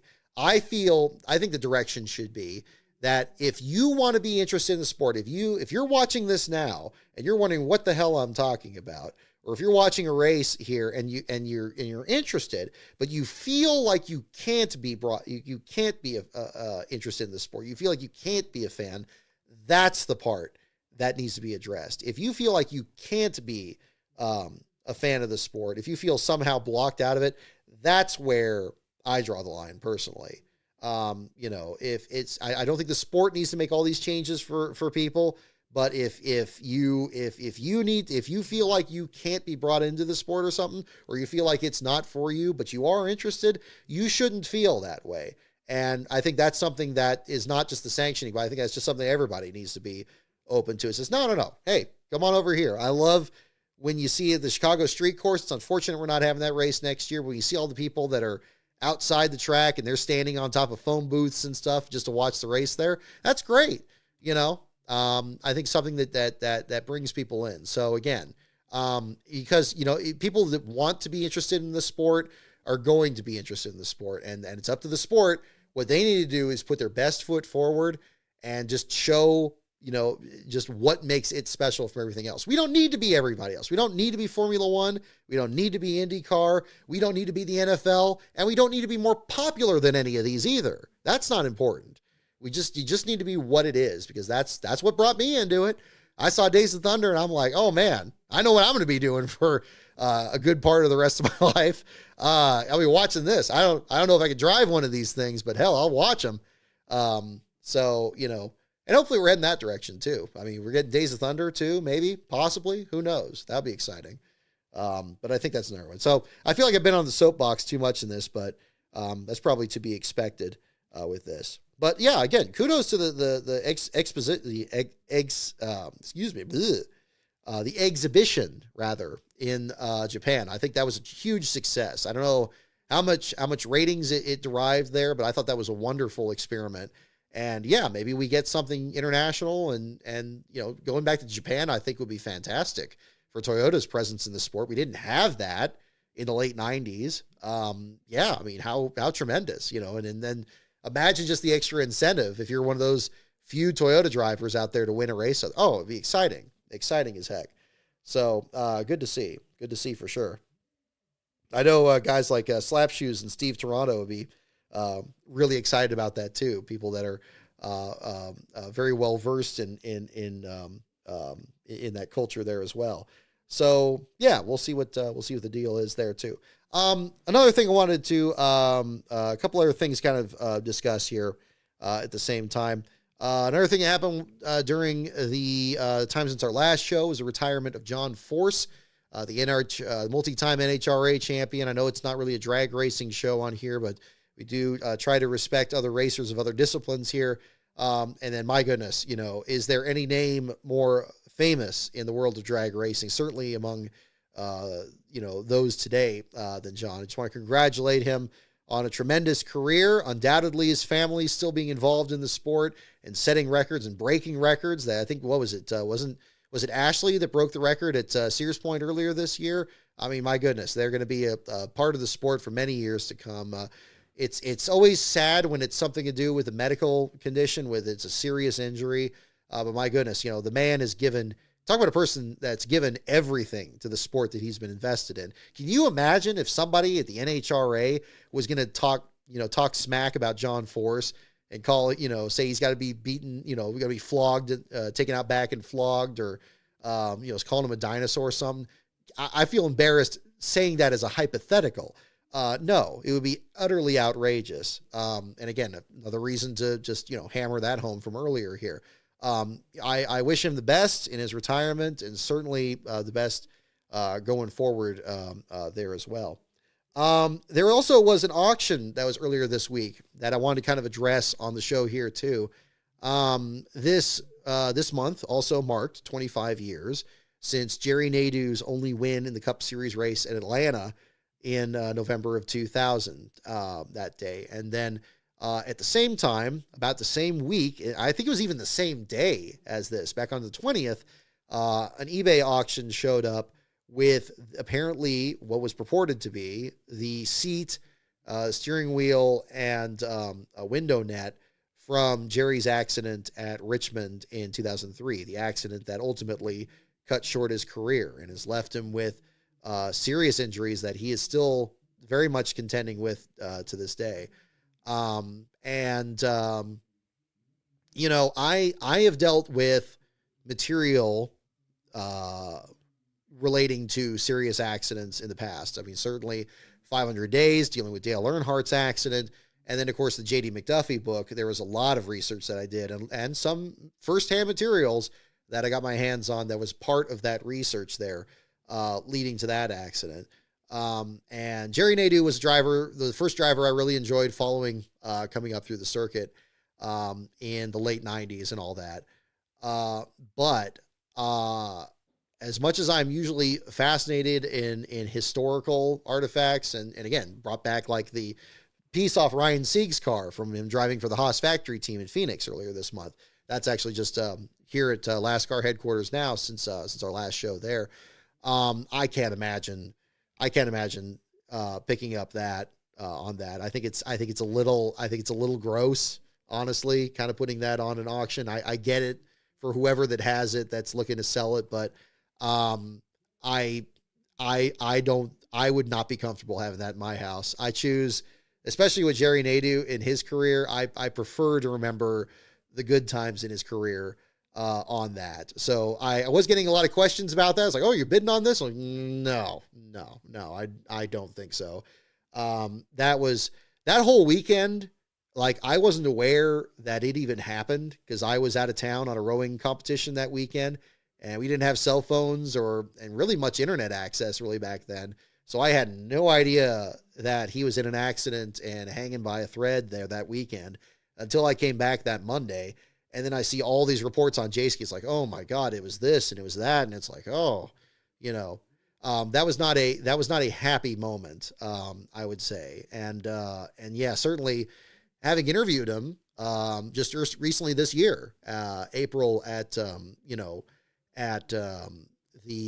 Scene Vault podcast there, this year, it was a bit of an emotional experience interviewing him there, because yeah, this is a guy that should have a whole lot of wins and we should be talking about a successful career, but, it's a brutal sport.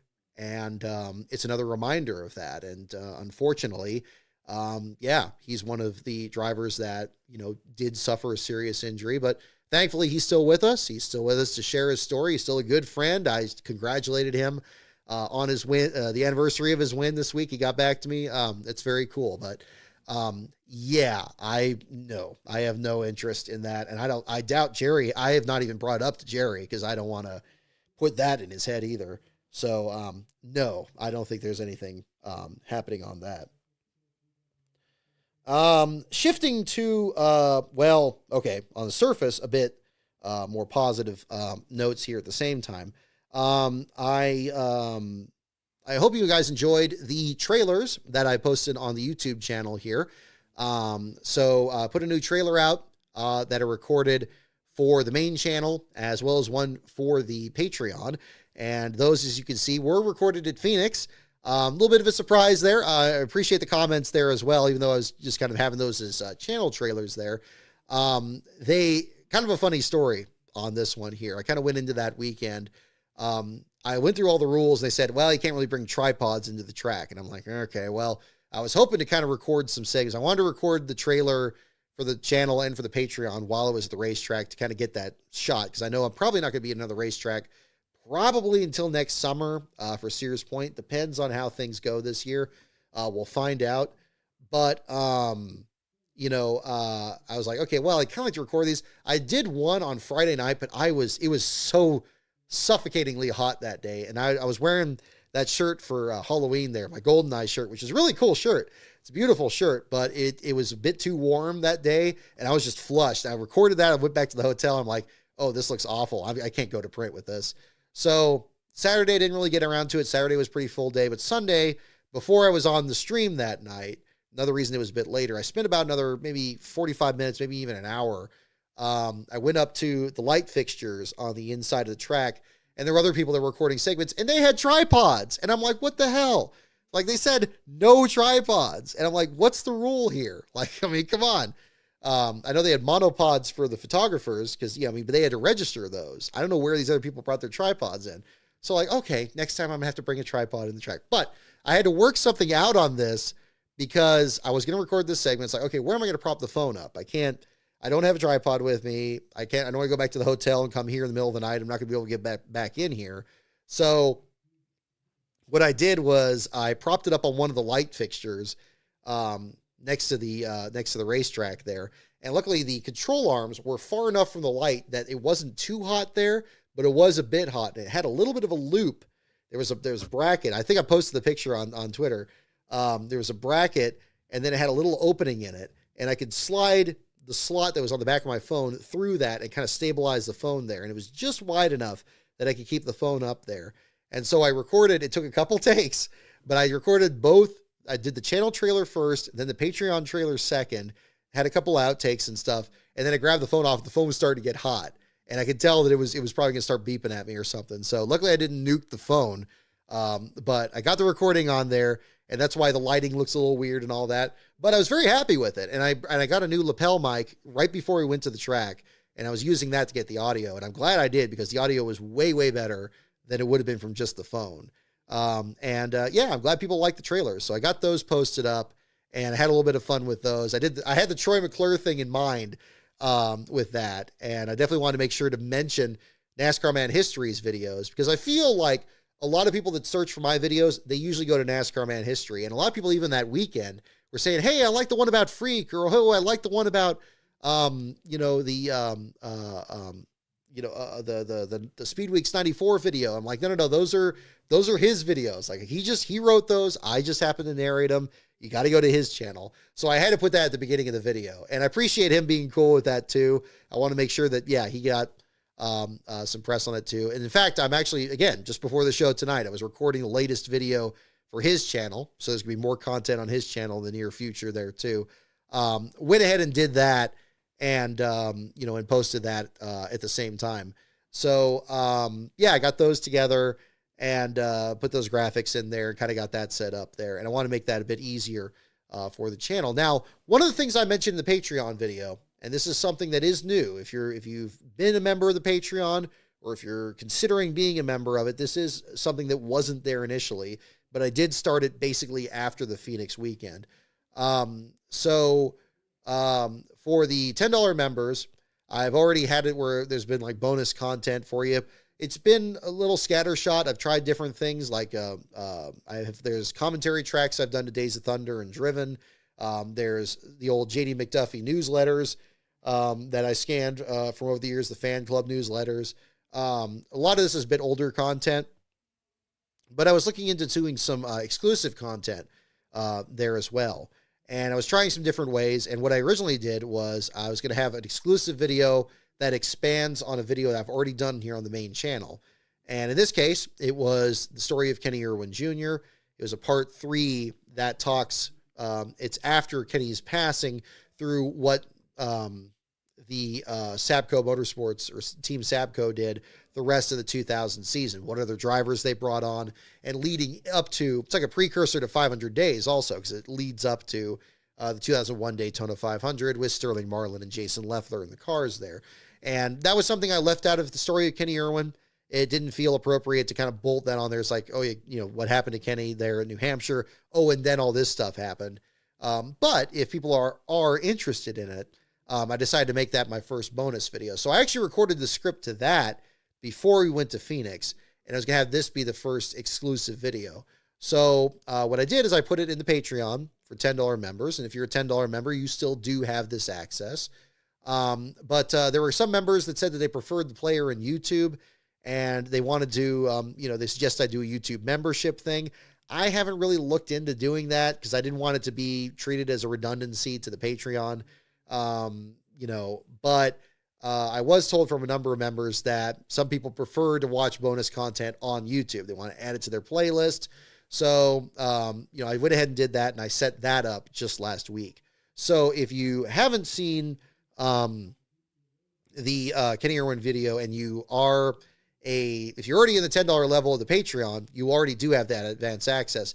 But if you don't have that advanced access yet, and you're not necessarily interested in the benefits of the Patreon, you do have the alternative, the YouTube membership. It's for the same price at the $10 there, and you get advanced access to it. Now, both of these are advanced access. My original thought was to make it exclusive and just keep it in there for the indeterminate future. But my plan is when I make my next exclusive video, then that video that's in the members only section will become public and it'll be available for everybody to see at that point. So there is a framework to get those videos public. It's just going to be a longer time frame than the main videos on the channel, where it's usually maybe about a week for the advanced access. So the $5 level. So any of my regular series, 500 days, Rise of the Field fillers, standalone videos there, the stuff that I'm already scheduled to do, that's going to stay where that is. This is just going to be extra content for people there on that level. And I want to make sure they get something like that for that. Because what I've done in exchange is I've kind of separated that from, initial like sign-on bonuses. I originally sent out like a die cast for my collection or stickers or something like that.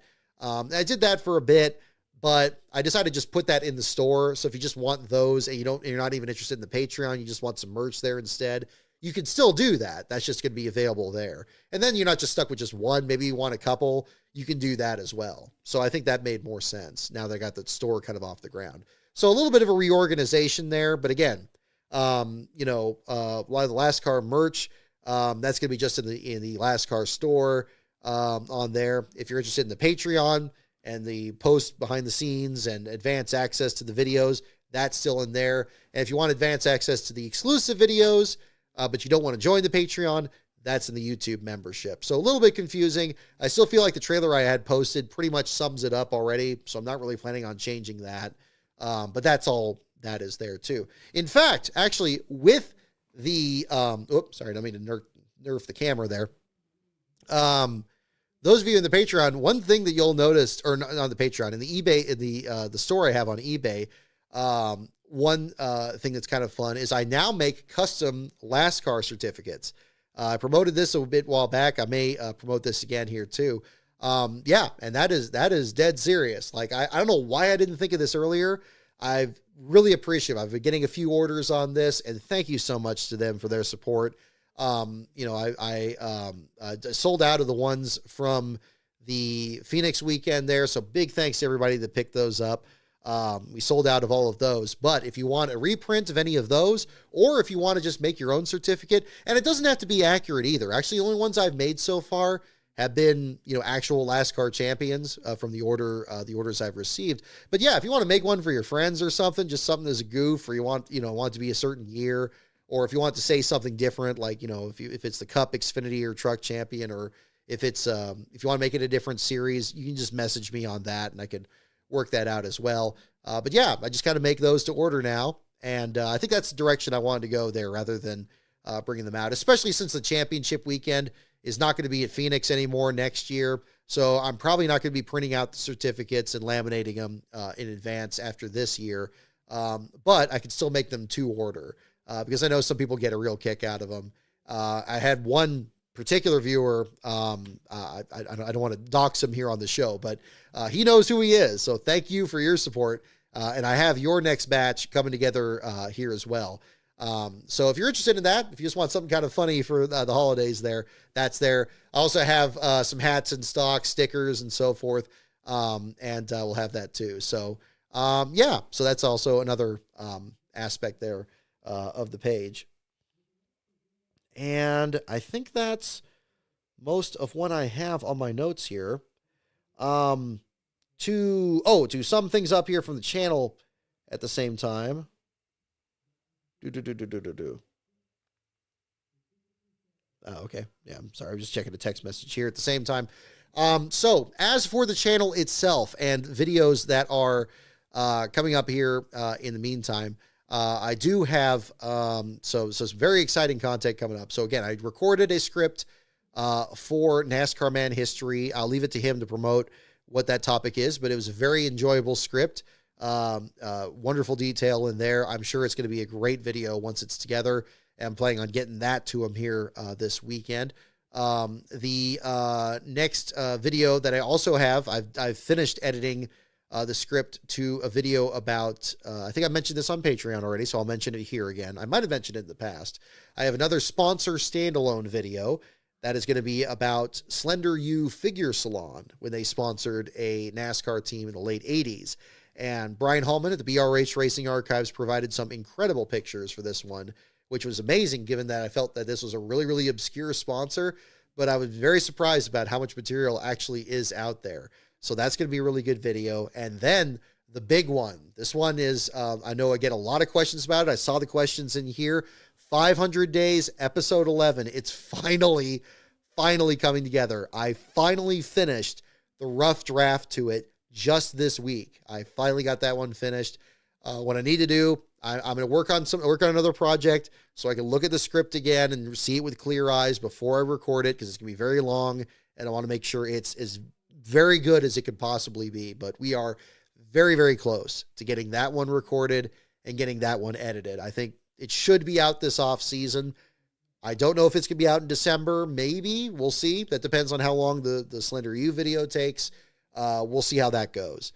But I do want to get that one out. I think it should certainly be out before the start of the season, I would think. But I'm just not sure about December. We'll find out. It depends. You know, holidays are always unpredictable, but progress is being made on that. And I get a lot of questions about it. I'm glad people are excited about 500 days. I saw a lot of people there were some people that were skeptical about it. I've seen people on Reddit that were like, oh, he's just copying J-Ski. It's like, no, that's just the start of the research. I got to pull up the articles. I got to watch the videos.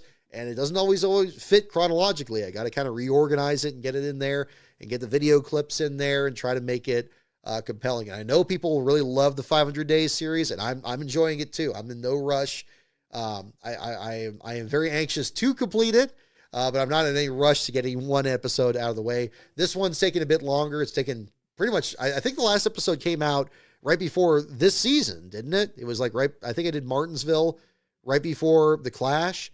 So, yeah, I mean, it's taken pretty much a season to get to this point. But remember, that's when I did the 3-parter on the Cartoon Network. I did the 2-parter, really a 3-parter on Kenny Irwin, and some standalone videos and a couple starting grids. So it's been a pretty successful year this year in terms of videos.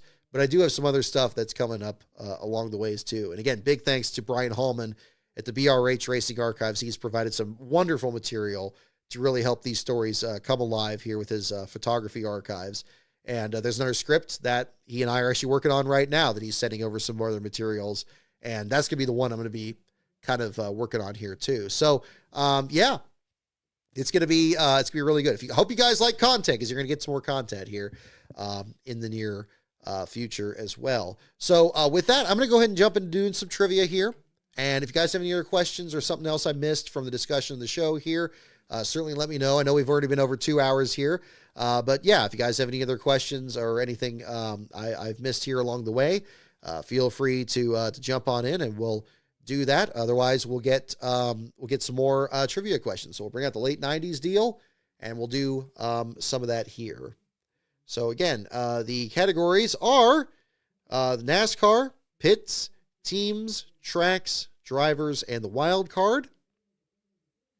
Once again, NASCAR, pits, teams, tracks, drivers, and the wild card. Those are your categories. Go ahead and mention which one you'd like here in the chat. While you do that, I'm going to get a sip of something to drink here. I'm just going to mute the mic here for just a moment.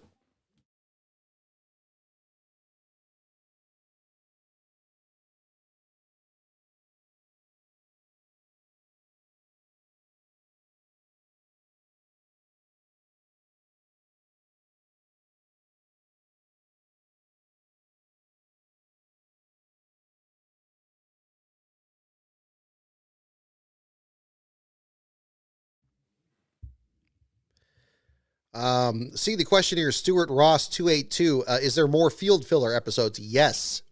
So we are not done with that series. I know I got some questions on that. I actually have, I'm not going to leak it yet, but I have something very exciting about field fillers as well. For those of you that are fans of that, a couple of things. In fact, no, okay. Yeah, the Patreon is aware of this. I always try to make sure to hedge my bets here, but I know I've showed it to the Patreon.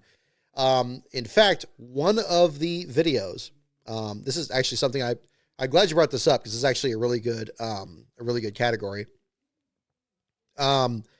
The Patreon, if you are a member of any level of the Patreon, you actually get to vote on which video I do for my next members only video, which is also a $10 level exclusive video. And there are 5 different options on there. And one of them is a bonus shorter episode of Rise of the Field Fillers. It's not quite long enough to be a main episode. It doesn't quite fit with the other ones, but it is one of the options on there. And I don't know, is it leading at the moment? I know it was towards the front. I'm not going to leak all the options here because you got to be a Patreon member to get that. But yeah, as little as $1, you can get a vote. We have 22 votes last I saw. Let me pull it up here. I'll get the scoring here for you guys. But that's no reason I want to do the exclusive videos. I want to be able to have it where people can vote on which content they'd want. I'd love to do all the subjects that I brought up here on the list, but we're going to pick which order to do them based on what people's choices here too. Okay. Yeah, that was the one about the exclusive. Okay. No, it's close. It's very, very close. The bonus Rise of the Field Fillers episode is still the leader after 22 votes. We haven't had a few votes or anything in the last few days here. But yeah, there are 4 other videos that are follow-ups or prequels to videos that I've already posted on this channel here. And those are also contenders in there. And this one in second place is pretty close. So if you want one video or the other, it doesn't mean I'm not going to do any of these. What'll happen is basically when I do the next poll, I'm just going to add another 5th element, and the other 4 will still be on there. So we'll be able to have those on there. But yeah, it's a very close race here. And the polling for this is going to end on December 12th, which is going to be just a couple weeks from now. So again, just a little bit of a peek behind the curtain there on the Patreon if you're interested in that. But you do have to be a paid member to vote on this poll. But you do get a vote on that. And you could sway that if there's a particular one of these candidates that you're interested in. But that is something... again, want to make sure the $10 members, I've always been trying to find something special for them. And I've tried different things over the years, but I think this one makes the most sense right now.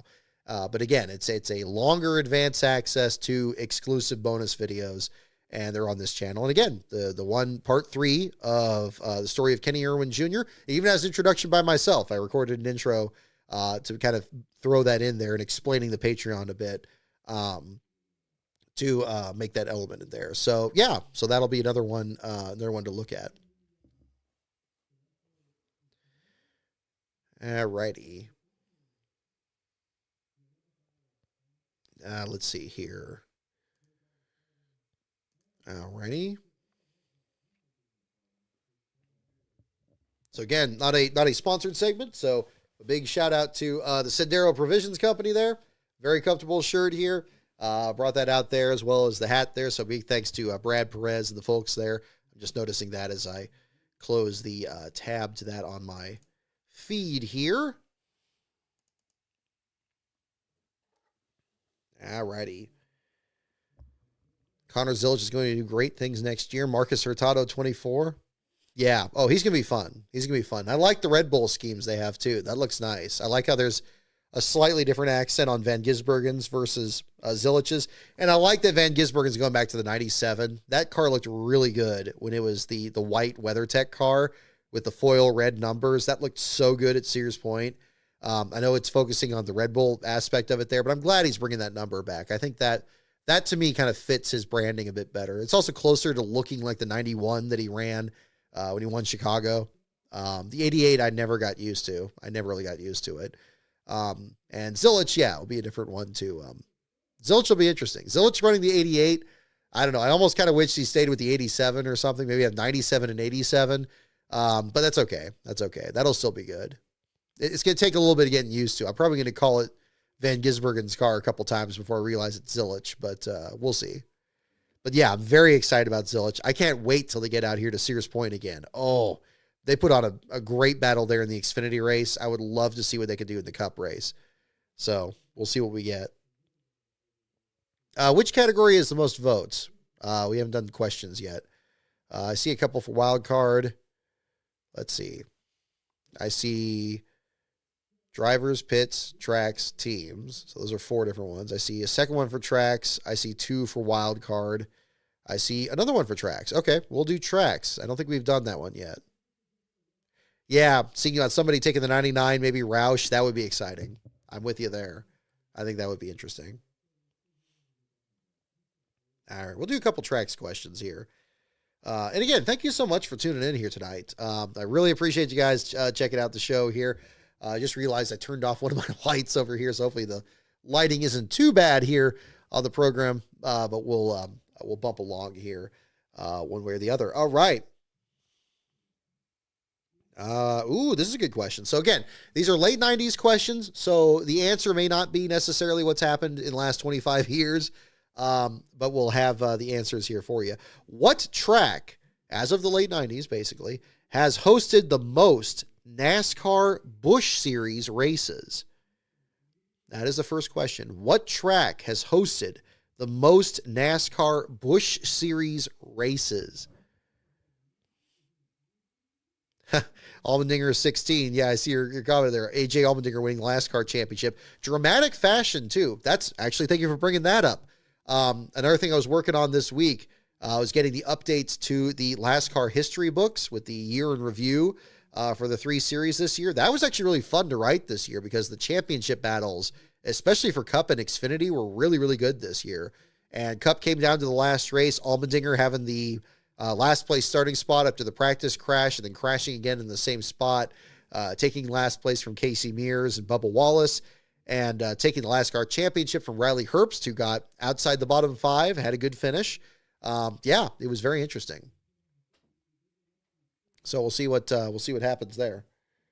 Let's see. Going to the question again. What track has hosted the most NASCAR Busch Series races? So we're getting close to wrapping up the show here tonight. Oh, Ben, I was wondering if you were in here. Thank you again for picking up the AJ Allmendinger certificate. Ben picked up the authentic AJ certificate there from the Phoenix weekend there. So I'm glad that's in good hands there as well. What track has hosted the most NASCAR Busch Series races? We got guesses for Atlanta, Gateway, Daytona, Bristol, Martinsville, Hickory, Martinsville, Charlotte. Yeah, good guesses. Wilkesboro. Brian, thank you for tuning in too. I see you in there. Thank you very much. What track has hosted the most NASCAR Busch Series races?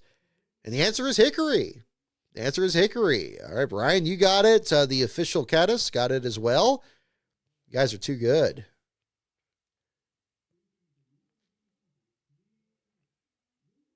All right, Caddis, thank you for tuning in too. We got to get you one of the the LASCAR hats there as well. I was about to say it was one of these, but I'm wearing the Sendero one tonight. But we got that. All right, Hickory is indeed the correct answer, so good guesses. All right, let's get another one.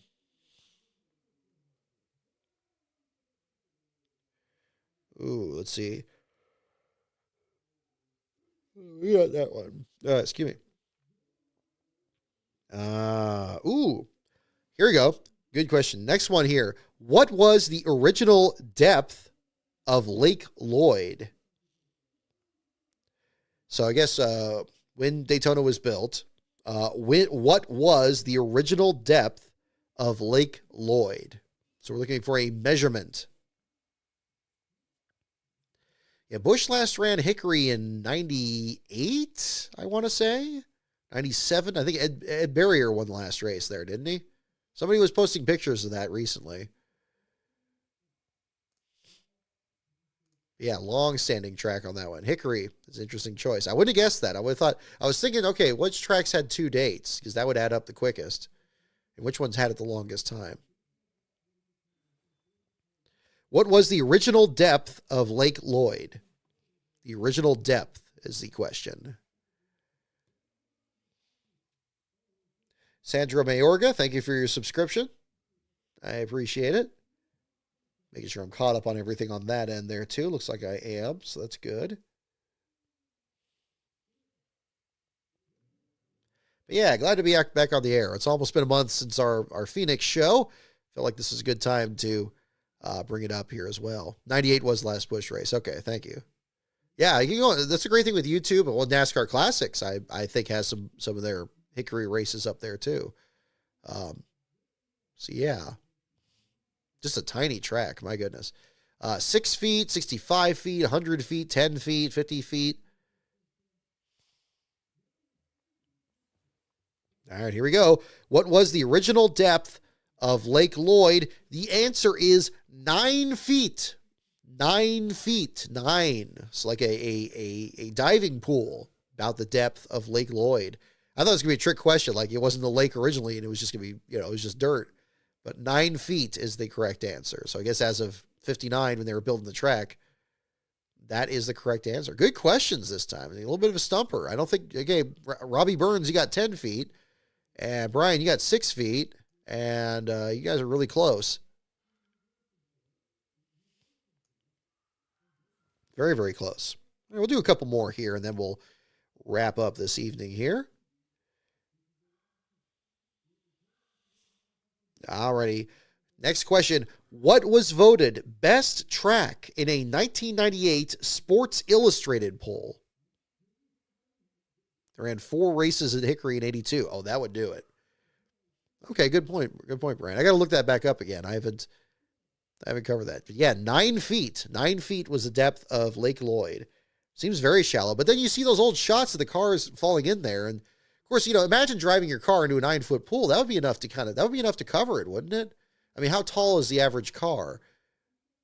I mean, I'm 6 foot. And, yeah, if I stand next to the car, it's going to be like here. So, I mean, it can't be that tall. But yeah, I mean, I guess if it just went in the right way, we got like what, Tommy Irwin, wasn't it? Where he's up on the dirt bank there, or there's that, yeah. And that's just how it started. Now, maybe it collected stuff over the years and it got shallower.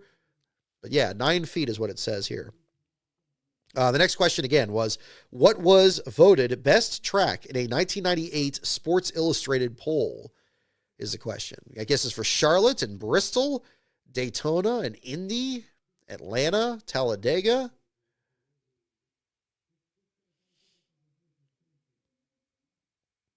Before they dug it all out. I'm trying to remember when they dug it out. I don't remember. What was voted best track in a 98 Sports Illustrated poll?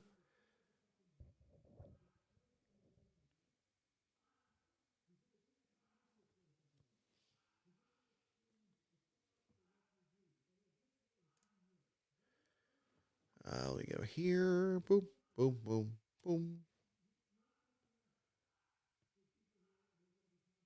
What's this?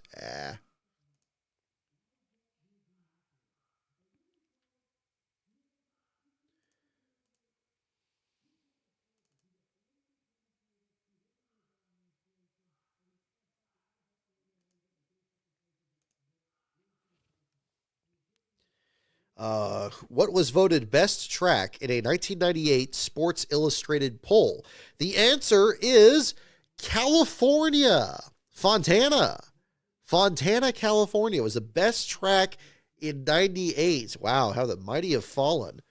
How sad. We saw those pictures recently. Was it Vargas that was posting it? Somebody was down there and had shots of the track. And yeah, it was so surreal. I remember being in that media center. That that's one of the funniest memories I have of working at Fontana, going to the track there. I've only went there the last few years they had the race. And I think the second to last, it was either that or it was one right before COVID. I was bummed out because I went to the media center and they had this tiny media center that's on the far left edge of the building.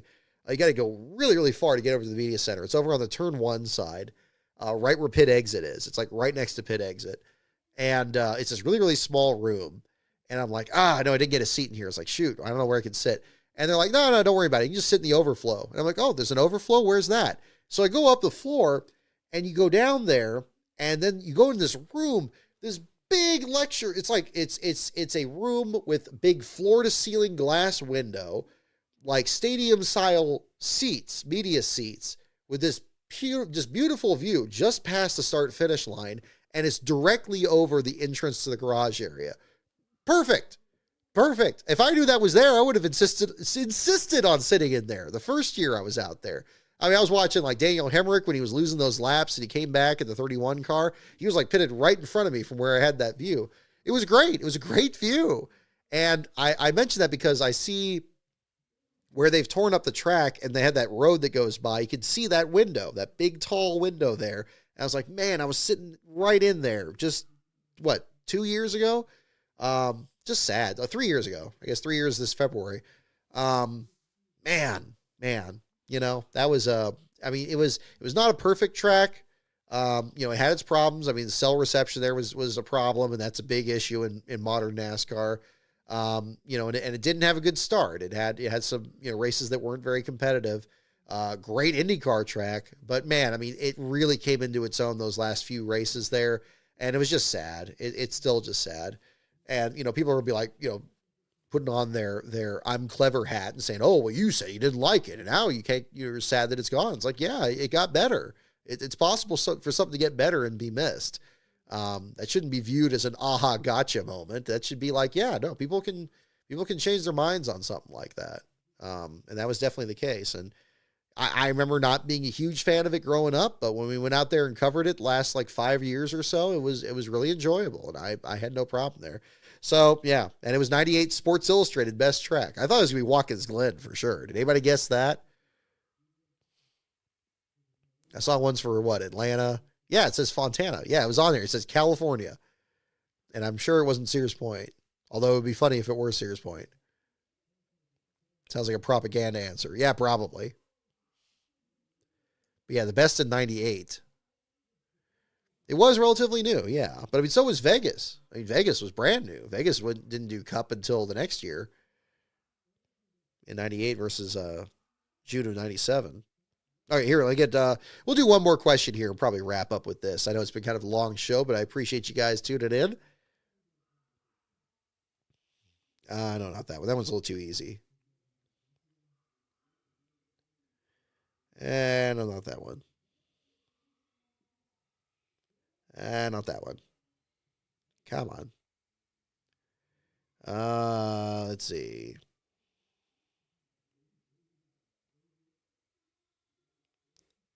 And we got that one.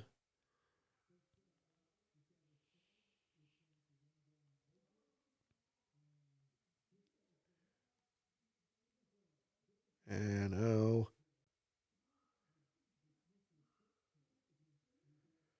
And no.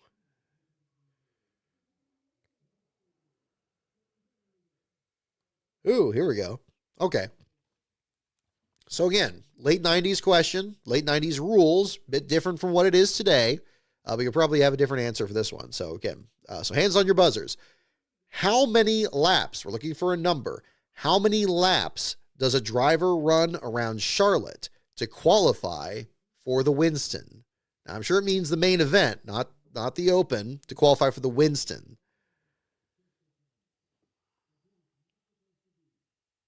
Is that the race where Bill Elliott nearly flipped? I think that was 98. Yeah, I think you're right. I think it's also the race where Derek Cope got injured. He broke some ribs or something there. I remember him telling me that when Starcom was still active. How many laps does a driver run around Charlotte to qualify for the Winston? As our last question for the evening.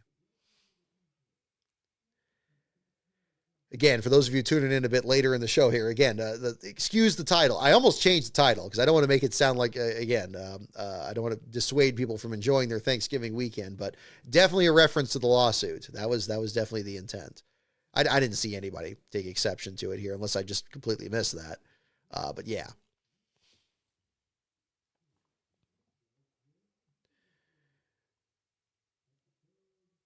All right. How many laps does a driver run around Charlotte to qualify for the Winston?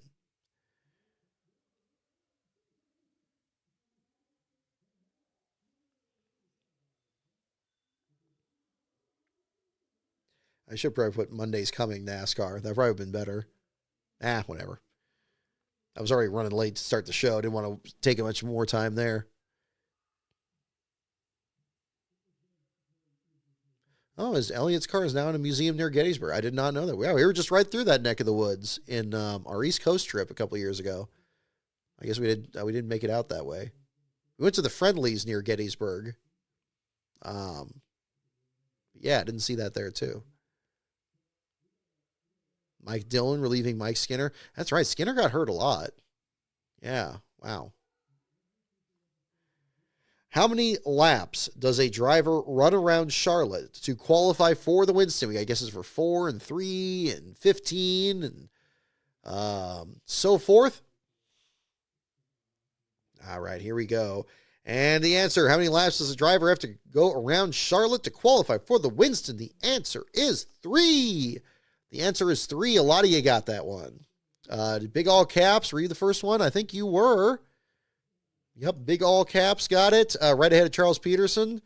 Then Paper Banjo 64, good username. The official Caddis got it as well. There you go. Yep, 3. 3 plus a pit stop. I count that one too, Wayne Stell. There you go. I mean, if you guessed 4, it sounds like that'd be about right too. I mean, it sounds it's tricky that way because of the pit stop, but yeah, you're kind of like a full lap or others, but I don't know. That 3 is what it went with on here on that one. Alrighty. Well, tell you what, folks, I'm going to go ahead and wrap up the show from there. I apologize for kind of getting my feet under me at the start there, but again, I've just been chewing on this stuff all this week, and I kind of ended up coming up with a catharsis during the show here. So I appreciate you guys bearing with me here on that. Undoubtedly, by the time we do another show, and I don't know when that's going to be, it might be next week. We'll see how things look on that end. We'll certainly have some more developments from the lawsuit and probably more stuff to talk about from there. We'll do another show in December. I think at least. I don't know when that's going to be, but I'm sure we'll have no shortage of stuff to talk about. We certainly didn't have any shortage talking about stuff here today. So I think that'll be it for right now. So again, thank you for your support. Make sure to keep checking out the channel here, both for the content on here, including the latest opinion video on the full season championship. There's the members only video, as well as for the $10 Patreon members, part 3 of the story of Kenny Irwin Jr. Other videos coming up here as well, including 500 days, new video with NASCAR Man History, a lot of stuff that's coming together here in the meantime. So it's going to be a very busy off season there as well. And stay tuned for all of that. So again, the Patreon is patreon.com/LastCarOnBrock. My Twitter feed is @LastCarOnBrock. And of course, this channel has other videos here for you to watch. And the website is lastcar.info. Is telling the story of last place since 2009 and heading into 2026 for, somebody's got to finish last somewhere in NASCAR going forward. And we're going to find out what the story is from there. So in the meantime, have a wonderful Thanksgiving and holiday weekend. I hope you all enjoy it there as well. And we will do another show in the near future. Stay tuned to both this YouTube channel and my Twitter feed at @LastCarOnBrock. I'll make an announcement there when I do set up one that seemed to work pretty well this week. Again, apologies for moving the one from Wednesday, but I think this worked out better. I think doing it is a bit more relaxed here after the holiday, and we'll go from there. So again, have a great weekend, and I'll see you all next time.